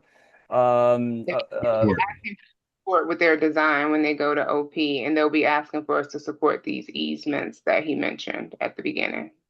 Yeah, support for the design review application at the case 2607. If I remember, this is something that we have great weight in, correct? Yeah. Correct. We have. Yeah. CBA all the way. Thank you. Okay. You're welcome. Okay, Lindsay, if you Yeah. could talk. Oh, so yeah, if there are no more questions about the hotel concept and its design, I'd love to just roll into the next phase of the conversation, which addresses some of the updates for the Bridge District more broadly. Grant sort of teed off, but I just wanted to start from this visual. It's was something that has been with me since when I started with the team, but just a reminder of like why the Bridge District. We were really inspired by, both Anacostia and the Capitol Riverfronts, and wanted to create a neighborhood that was uniquely situated between two iconic neighborhoods and destinations in our city along the Anacostia River, and really wanted to establish what we refer to internally as a 15-minute neighborhood where everything from monuments, airports, attractions, restaurants, theater, and more could be at your fingertip.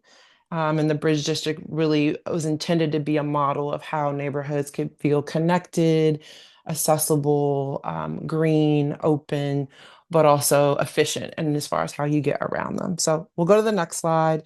And I'm happy to just sort of continue to share along with Grant. We've been making great progress on the physical plane. As Grant mentioned, Bridge District Commons is the first phase. It's a 3-tower structure. We're actively leasing up. We're a little bit over 70% occupied. We also have a short-term stay that has about, I think, 200 people in it. The stay is designed for corporate travelers, and we're hoping to really evolve that or those units and turn those back into more residential units over time. The site also has a green space known as the Bridge District Park. It's right there at the corner before you enter the Oval into South Capitol Street near Atlas Brew Works. We've seen a lot of great use out of that just from, neighbors coming from all over east of the river, from Bridge District residents. The Anacostia bid has successfully activated that space. So it's just a great green space. I know when I first started engagement on the project, I heard a lot from neighbors about the lack of and need for high quality green space and community. So happy to be able to deliver that.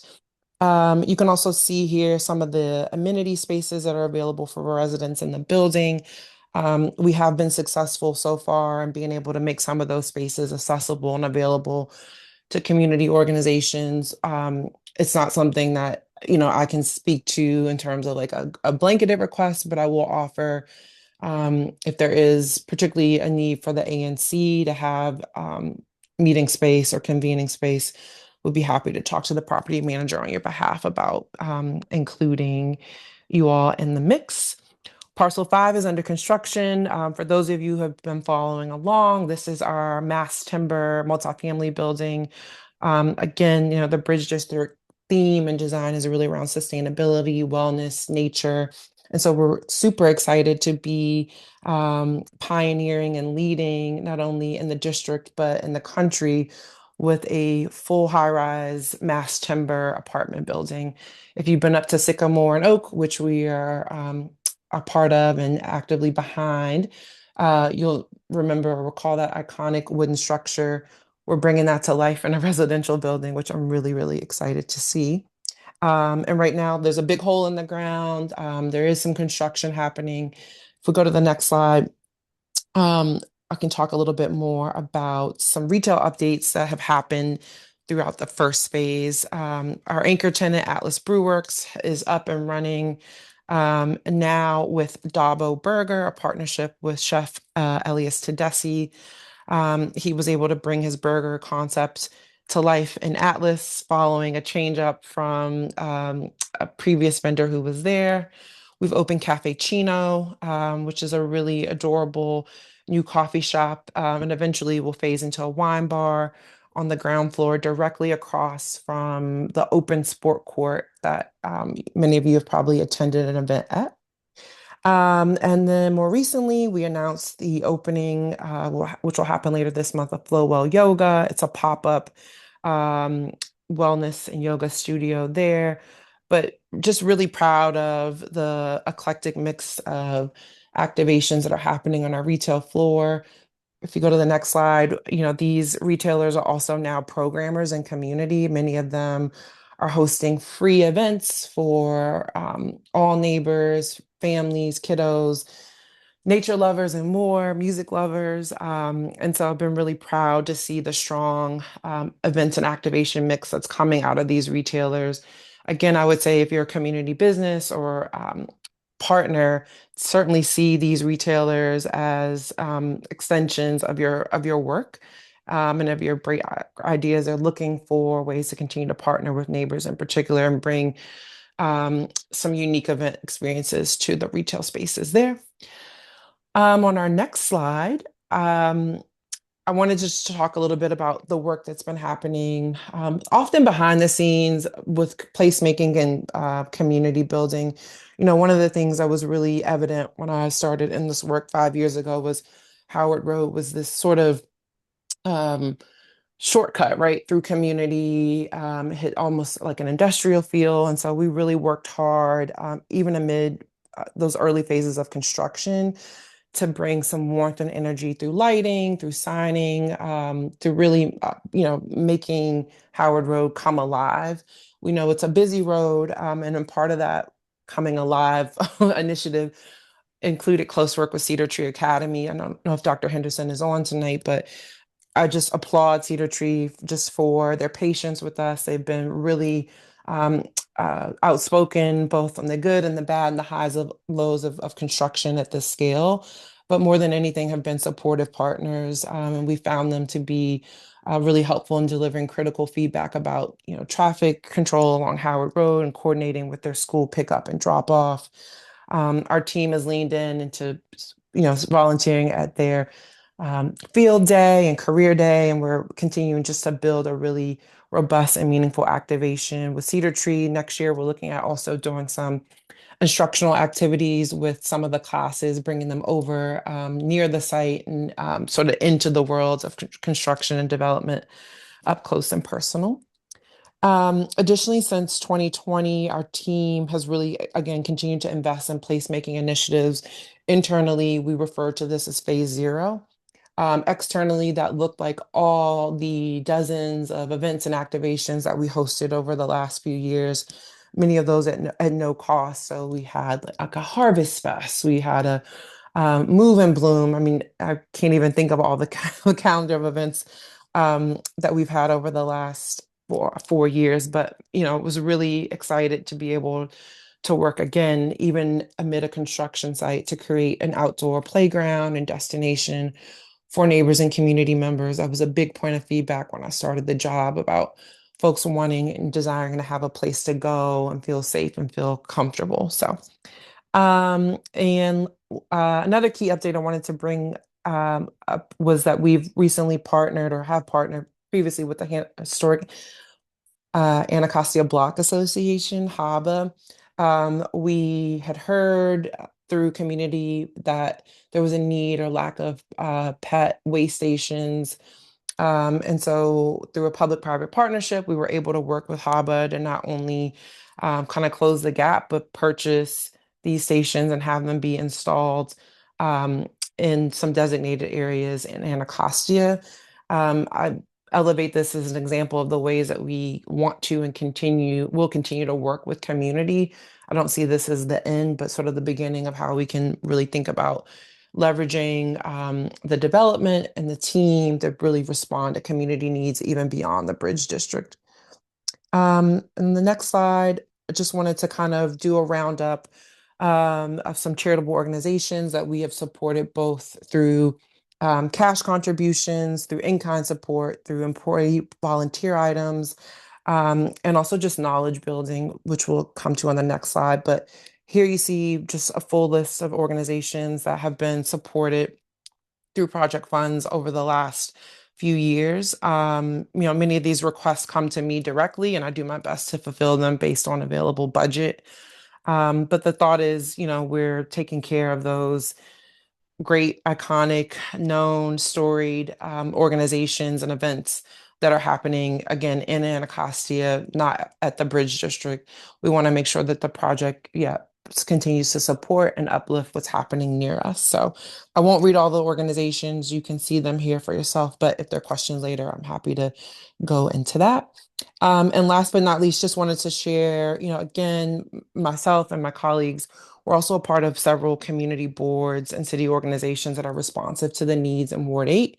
So you see here some of the advisory boards and city commissions that we're partnered on that are addressing real-time needs and concerns around economic development, public safety, partnerships, and more for the Ward 8 community. So I will pause. Commissioner White, it's okay. I'll turn it back to you. I'm going to pull up, I'm sure there are questions. Yeah, But if you could go the questions in the chat, that'd be good. If you could go through that. I'll just start to go through. And I apologize, I'm 6 hours ahead, so I'm getting my second wind here. But okay, so Commissioner Donohue mentioned the need for after-school programs, summer mentor programs that could bring kids together for safe programming in Fairlawn. I agree, Commissioner Donohue. If there is something specific that you are interested in seeing a support, please certainly reach out to me. It's not something. I'm sorry. I don't want you to go through each one of them. Can you go through and ones you can? Yeah, but Commissioner Donohue is having a conversation with Michael Greer and a couple other. Got it. Sorry. Okay, that's my tired eyes. The But I Petway mean, station. if you want to commit to something right now, I'll take the commitment. Yeah. No, sir. If you can try to flag some of them for you. Commissioner Donohue also asked about where the Petway stations were. I don't have the final installation list before me, but I can certainly send that to you and to Chair White and on to the community following this meeting. We could definitely use a couple in Fairlawn. So I don't know if you have to do another project with another civic association in Fairlawn or if HABA would extend, but it was only for historic Anacostia. Because it was with HABA. Greer said define investment. I think you're referring to the previous slide where I showed the organizations. Again, the investment That was has... Oh, sorry. Okay. The questions for you. I'm going through. Lindsay, I'm going to go through and send them to you. Oh, perfect. Thank you. Sorry. Okay. If you can respond in the chat. Okay. All right. We, like I said, are not taking a vote tonight. They're not up for a vote yet, but wanted to make sure we dedicated a lot of time to Redbrick. I'll be sending you all. I'll send you the notes from this, the chat, pull those out so you can see the things that we like to hear from when we be in front of Redbrick again. But if you could address those in the chat directly, the ones that you can, and I'll try to pull some out that are, so you don't have to, my video is still not working, so you don't have to pull them out. All right, so we do have Councilmember Trayon White's office on. Let's thank Redbrick. So I'm gonna turn it over to Sheila Bond, and then we'll close out with any final announcements. And Commissioner Redmond, I don't know if you had an opportunity to find that printer, but if you did, we can talk about the printer. Okay, Sheila Bond. Good evening. Can you guys hear me? Yeah, we can hear you. Okay, awesome. Sorry, I can't be on camera. I am multitasking right now. But good evening, neighbors. Just wanted to share a few quick updates with you from the council member's office. In case you missed it, today was the third and final vote on the district's FY27 budget. And the council member was able to secure several wins for Ward 8. We will be sending that information out in our newsletter coming out on Friday. But just on a high level, he worked to secure more money for healthy food access, for school-based behavioral health, for a restoration of the Credible Messengers program, making sure that Johnson Middle School had the funding that it needed, also making sure that there was utility assistance protections in this budget, as well as two of our family success centers were restored. If you had not heard, the mayor basically zeroed out all of the family success centers, and 5 of them were put back in, 2 of which are in Ward 8, the one in Congress Heights, as well as the one in Bellevue. And we also was able to secure funding for an indoor gym at Douglas Rec Center. So just a few of the highlights of the budget wins for our communities. Secondly, if you had not heard, but hopefully you have, tomorrow we kick off our Resources to the Block initiative. And for those that aren't familiar, that is Councilmember White's initiative to bring district agencies, community partners, vendors, and other resources directly to our neighborhoods in our community right here in Ward 8. And we literally post up on the block somewhere and have the agencies out talking to neighbors about various issues and concerns, or informing them about the resources that their agencies or community organizations provide.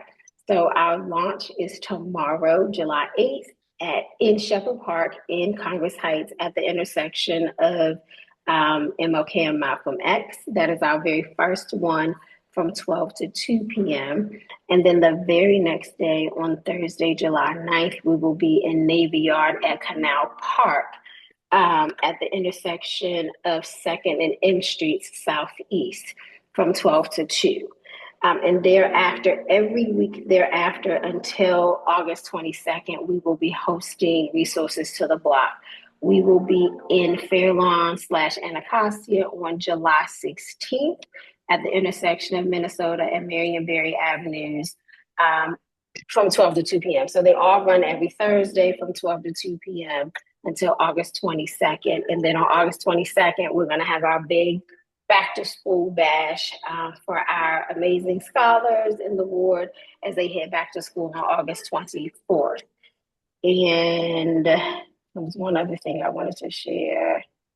It's escaping me right now, but that is the major items I wanted to share with community. Madam Chair, if there are any questions, I am here to answer those questions.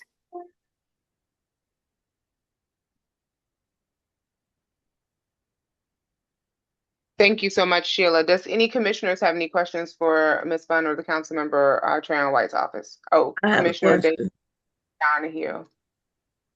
My question, I recently sent some information to Robin about having your resource to block move down to the parks, closer down to where the services are really needed. You're currently going to have it at Minnesota and Maryberry, and there is a large population of people who generally hang down in front of the Boone area corridor, and they're not going to benefit from those resources by it being all the way down by Maryberry. I would second that. And we really need it on our end. And I don't think it's really serving the community to have it in areas where there's not a large concentration, and to expect for the people to travel to where you all are is not beneficial. Okay, that's fair. Again, we are open to suggestions for locations. So this is just a call it a preliminary list of locations. If you can reach out to me on Monday, we can definitely have a conversation around what a better location might be for the one in Fairlawn / Anacostia. Not an issue. Okay, I'll Thank reach you out for to you on Monday. Thank you. and thank you for that suggestion. Thank you so much, Commissioner Donohue. Yeah, Ms. Bunn, good evening. I'm going to be frank and just say I need the council members' presence in the Fairlawn community. Like I know that you guys have walked through 1828 before, but the community has dropped council members' names several times. We need help. Commissioner Davis and I have really tried to do as much as we can. And his presence I mean, it's basically going to take over this whole corridor if we don't address this. I mean, they're already taking over Q Street, and it's expanding. So I'm trying to get with MPD to do a community walkthrough of Q Street, 19th Street. I know the mayor came through in January and addressed the 19th Street, the big white building on 19th Street that they have broken into and taken the boards off of. We need a stronger presence of the council member in Fairlawn right now to help us deal with this stuff. So any help you can offer would be greatly appreciated. Absolutely. Do you have a date in mind for the walkthrough? I think it's tentatively on Thursday. Thursday of this week? Next week. Oh, next week. What's that date? I'm sorry, I don't have my calendar in front of me. Is that a Wednesday? It looks like it's the 16th, I think. Absolutely, but is there any way that we could do it another day? Only because, that is the Fairlawn Anacostia resources Right. for the block. So maybe, I don't know, maybe we could kick it off. Yeah. Maybe we definitely need the council members' presence. That's fine. Maybe we could do the walkthrough first and then roll into resources to the block. But yes, if you don't mind calling me either Friday or Monday and we can figure it out. I just have 2 resources to the block this week back to back, but absolutely we can make that happen. Thank you very much. I appreciate it. Not a problem. Thank you, Ms. Bond. Commissioner Redmond.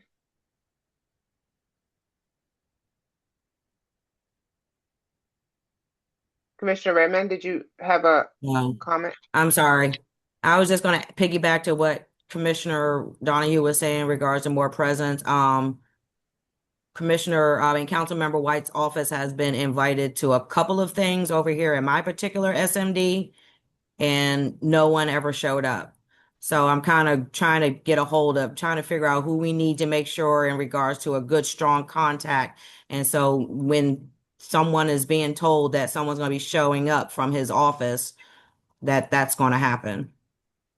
So, Commissioner, that should never happen. If you send an invitation to the council member and no one responds or no one shows up, you should call me and let me know that nobody showed up or you didn't get a response.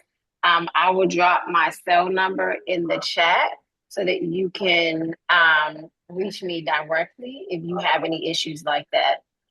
So just flag that for me. A lot happens. We have a 2-man crew, but that should never be the case where we're not showing up to constituents or to community events. So absolutely. Is there something that's coming up that you want to flag right now, or? No, it's just that earlier in the meeting, there's a couple of meetings that someone was told that our tenant association president was told that someone was going to show up from Councilmember White's office, and they come when meeting is here and we don't hear or see anyone. And that's been like 2 or 3 times in the past couple of months. Okay. Definitely, we won't let that happen again, but I will drop my number in the chat so we can connect directly. And apologies that happened, because that should not have happened. Thank you. Thank you.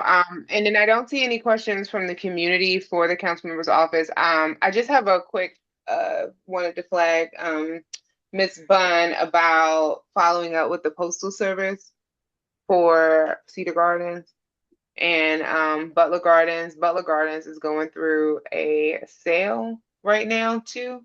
So I'm not sure if y'all been aware of that. And then I know you're helping us with that property on B Street.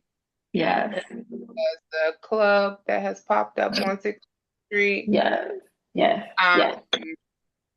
And I'll talk to you offline about the club because I do think the council member could talk to the owner. He might respond differently from me talking to him. Okay.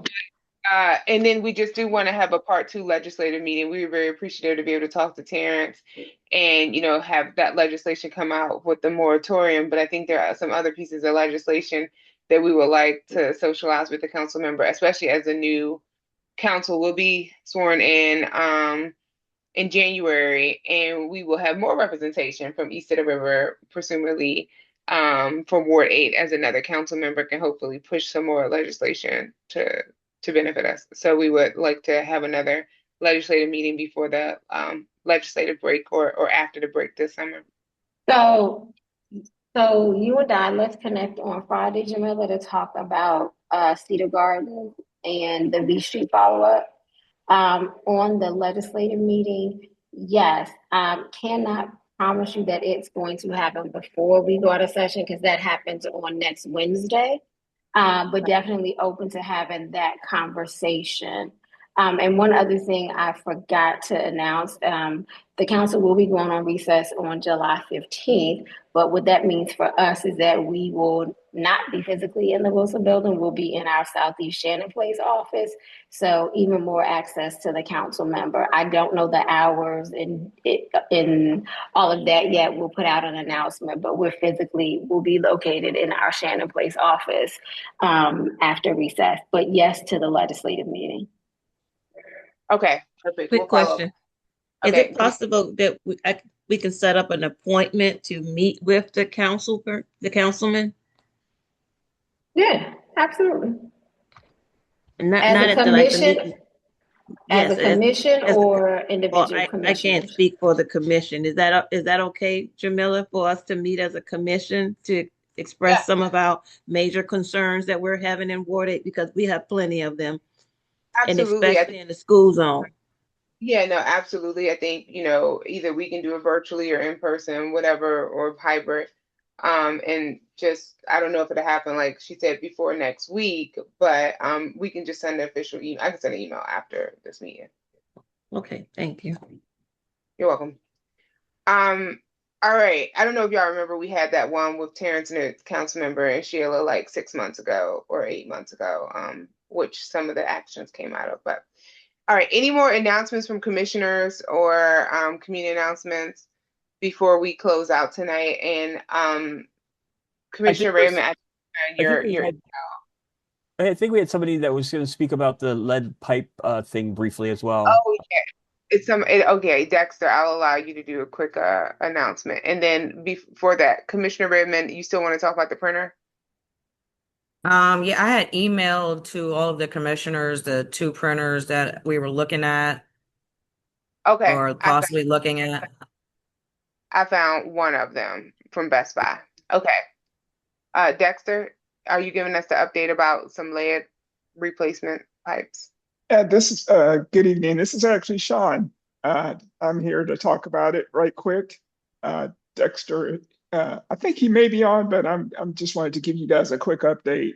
I did have a slide I can share with you if you like. It's just a quick 1-slide thing, but I can just tell you basically what's going on. We're doing small diameter water main construction work right now. We are working in the 1600 and 1700 block of Minnesota Avenue, and we're replacing water lines there. We begin restoration on that particular block next week. What's about to start, and it's going to start in the month of at the end of July and finish in November, is the 1400 block of Minnesota Avenue, as well as the 14 and 1500 block of Marion Berry Avenue Southeast. So that work is going to start at the end of July, and again, that should be finished at the end of November. And so that, in addition, we've already completed the 1600 block of Fairlawn 16th Street work, 17th Street, as well as the 1700 block of Q Street. So what will happen as a part of this work, there will be some traffic impacts during installation. Eastbound lane of traffic on Marion Berry between between 14th, excuse me, and Minnesota Avenue Southeast will be blocked during construction time. Westbound lane will be blocked on Marion Berry in Minnesota and 16th, as well as the northbound lane of traffic will be blocked during water main installation on those particular areas. This will only be during the working hours. Yes. Is it going to be blocked during like rush hour, morning rush hour commute? Because you know that people coming off of Suitland Parkway use that exit No, and backed up trying to get out the community. But during rush hour, is that going to be blocked on Marionberry Avenue? No, it's not. No, the What are the Marionberry hours? work it's I think it's 9:30 to 3:30. So at the tail end of it. Okay. And are any of the businesses going to lose parking that's limited out there? There will be some parking limitations because we're going to be closing a lane during construction hours. But at the end of the day, whatever we, remove, we will, cover that up, the temporary restoration, and that parking would be available after hours. Yeah, I just want to make sure the businesses are aware that because they do get discount customers. Yeah. Okay. Yep, and we do have a team who's going to be who's going to be out to talk to the businesses, as well as we'll be delivering weekly updates so everyone's aware of what construction is happening. Okay, thank you. Commissioner Donohue, I see your hand up, and then we're going to go to the printer and close out. Just real briefly for residents along that area, from my experience in Fairlawn, and I just had met with their team today, it is recommended, if I was a resident, please take pictures of your property. Take detailed pictures of the way it was before they started. The pictures that were taken along Fairlawn were insufficient at times. And when you go to make a claim to say, well, this is the way it looked like before you guys did anything, if you don't have that, it becomes a challenge. We had an issue with one of the properties of an older woman who brick got chipped and things like that. So I would just highly recommend individuals taking pictures of the property before it starts. They should be taking their own photos, but in some cases it's insufficient. But yeah, just wanted to give that sort of feedback. Thank you for that, Commissioner. And that is really important. And I would encourage folks to do that as well. Right. Yeah, I'd already put that out to the residents up this area. And most of them are doing that. And I also know that you all are also taking photos correctly. Yes. Yes. So that they, up in this district, they're well informed of that. Thank you. Thank you. Thank you, Sean, for continuing to let us know about what's happening. Okay, Commissioner. No problem. Thanks, everyone. So I'm going to turn it over to Commissioner Redmond, who is bringing back the printer. And this is what I also just want to see our budget that we passed in November of 2025 for this fiscal year. This would be coming out of our office supplies, equipment, and printer budget. We have allocated $4,000 for that, and we probably used like $200. Did you get that? Did you find the brother one? Is it not this HP LaserJet one?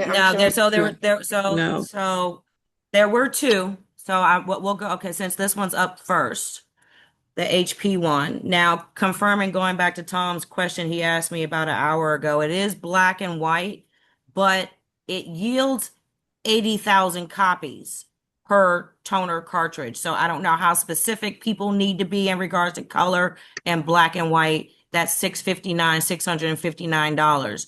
Now, the brother one, it does print color copies, but it only yields about 4,000 copies. Right now, amongst the conversation that's going on amongst the commissioners, the printer isn't being used that much anyway. So maybe 4,000 would suffice right now.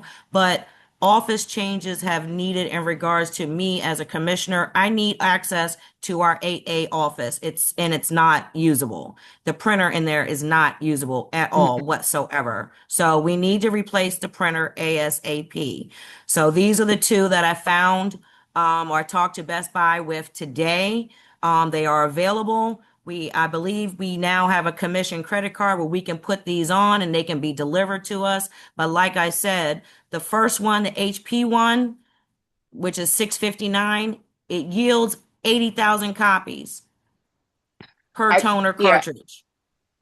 thank you. I don't think So, we yeah. maximize out that amount. I would recommend that we buy the color printer because when Right. we color prints, we have to go up to the office of ANC, and then that's like having to pay to park or taking the metro and get I up. hear what you're saying. I hear what you're saying, but in light of the fact of what I saw the last time we were down in that office, and it's probably going to come up in later meetings, we're going to need to install cameras. So that way we're going to be able to monitor the usage of this particular Yeah. printer because we're not going to be able to pull the toner in and out of it like that's currently going on in the office right now so that we're tracking how much print ink is being used in the office. So that's the only reason why I'm kind of bringing it up that way. Okay, that's cool. I mean, we very rarely, use printing, and any printer we buy is open to the community, as a part of ANC agreement that community can print. Right. I'm just looking at the waste in the office, Jamila. The waste that was left behind in the office from print that's being left, colored paper that's being left on the floor. I didn't even know the current printer, color printer. Yeah, it is. It does. And behind that printer, there's a ton of excess printer copies that have just been left behind there. So with that being said, these are the two options. And they are Wi-Fi, so they can take Wi-Fi, USB, and they're both wireless, so they don't necessarily need to connect by wire to the Wi-Fi. Oh, that's good. So people can come in and connect and print their job. Right, exactly. Commissioner Donohue, did you have a quick question? Because I just want to feel, are people more comfortable with going for the color printer or the black and white, and then we can make a vote. The color printer's fine. Color. Okay. Yeah. All right. So, Commissioner, if there's no other discussion, Commissioner Redmond, can you move a motion that ANCAA purchases this Brothers color printer in the amount of $560? Well, Commissioner Redmond, I am putting forward the motion for the purchase of a Brother printer, color printer to go in the ANC office on Martin Luther King Avenue for $569.98. But I also want to add because the initial toner that comes in it is a very short supply. So we need to buy a backup box, which is going to be another $399. So we're looking at $569.98 plus 300.99 and then the monthly Geek Squad fee, and so that's about it. Okay, is it a total of about $1,000 or less? Yeah, Includes exactly. If we purchase it in addition, we can get tax off. We don't have to pay taxes if we buy it from the Best Buy up in Columbia Heights, by the way. Exactly. All right, so can you just do the motion for $1,000 that will include the Geek Squad, the printer cost, and the toner, and it's coming out of our office supplies budget line? Okay. So Commissioner Redmond, put forward a motion to purchase an office printer, Brother printer from Best Buy for $569.98 plus the purchase of additional printer ink cartridge at another price of another cost of $399, which is going to come out of our office expense budget line item for what fiscal year 25 you said 26 budget. For a total of no more than $1,000 with the fees. For a total of no more than $1,000. All right, can I get a second? A second. A second. Okay, so that's seconded by Davis. All in favor say aye. Aye. Aye. Aye. All right, motion passes unanimously. Thank you, everyone. We will not be. Oh, sorry. We didn't get any sort of a financial update. Oh, you can give. Oh, and I just checked our record. We did approve in June at our last meeting, we approved unanimously the FY26 Q2 finance report. So we have approved the FY26 Q1, which is October, November, and we have approved January, February, March. So we are up to date on our finance reports. But if Commissioner Foreman has any updates about what we have in our account right now, but we are up to date in our quarterly finance reports. That's a requirement of the ANC, but we've gone 4 months without an update as to what's in our account, what's been going in, what's going out. We should be doing that monthly, and I mean this sincerely. Not going over financials is unheard of in any sort of entity that has a board like this. So we should do this. 4 or 5 months. Just did a quarterly approval, and he also gave us at the last two what had been come because we have no idea what's been in and out in the last couple of months, and that's my concern. Any payments for 2 months. That's why he told us it was nothing going in and out. Like literally, no money went in, no money went out. So, Commissioner Foreman, if you have any updates for the month of June, but we did approve January, February, March, and he told us for those 1 or 2 of those months, nothing literally went in or out, and we'll approve April. Anyway, have we heard the memos, the outstanding memos as well? Yes, and Kent has sent them over to us like a couple weeks ago, and we've gotten our allotments too. So, all right, that's all news. But if we were going over that on a monthly basis, we would know that. So, but that doesn't have to be gone over. But Commissioner Foreman, if you want to tell us, talking about it's public money. Yes, it should go over. Tom, what am I talking about?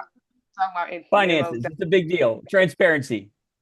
Tom, nobody's not is okay. Could you stop talking and give the floor to Commissioner Foreman so we can get out of here? Commissioner Foreman, if you have any updates for us. Okay, we have our regular cost.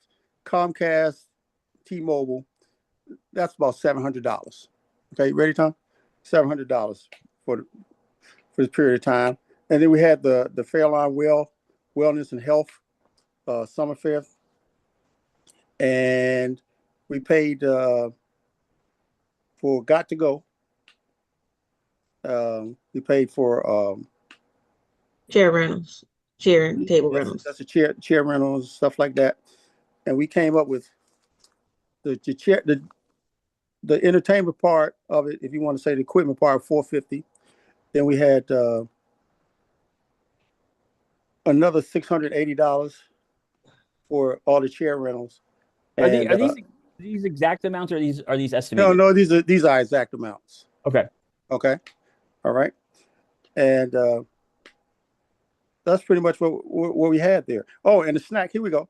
The snack games, the snack names, and the decorations for $600. That's estimated because I didn't give you all the receipts for all of that yet. So that's just the estimated amount for the snacks and games and decorations. So that number right there is still pending, but this the 450 and the 680 are actual receipt because those were paid by the credit card. And this was for the Fairlawn Wellness event. Yes. Yeah. But we had an allotment of $2,000. We didn't spend that entire $2,000. So we came in under budget. But I will make sure Foreman gets all of their miscellaneous receipts so he can present at the next meeting the exact amount, as well as he will have it put into the budget system. Thank you. Perfect. And then we got our 2 allotments in, but I think we reported on that in June anyway. All right, folks, we do not have an April meeting. Not August, because we are on recess I'm sorry, my kitten is attacking me. I don't have an August meeting. So we'll be back the first Tuesday in September. I think that's like literally the first Tuesday of September. Like it was mentioned earlier, ANC petitions are open. So if you want to be an ANC commissioner, you have a month to turn in your petitions. I think you need 25 signatures from people in your single member district. So the time is 9:19. I move that we end tonight's meeting, and we will see each other on the 1st of September. First Tuesday of September. Redmond, are you okay? Yeah, I'm thinking happy for the recess. All right, everyone. Meeting is adjourned. See each other in September. We have to vote. Have a great one. We need to Good vote. night, good night, good night. We need to vote. No, I forgot to vote. You can made me forget. No, what I we did. move the motion to end the meeting. Oh, does anyone object? No, you all don't object. Everyone agrees. Chop, chop. Yeah. All right. I moved it. Right.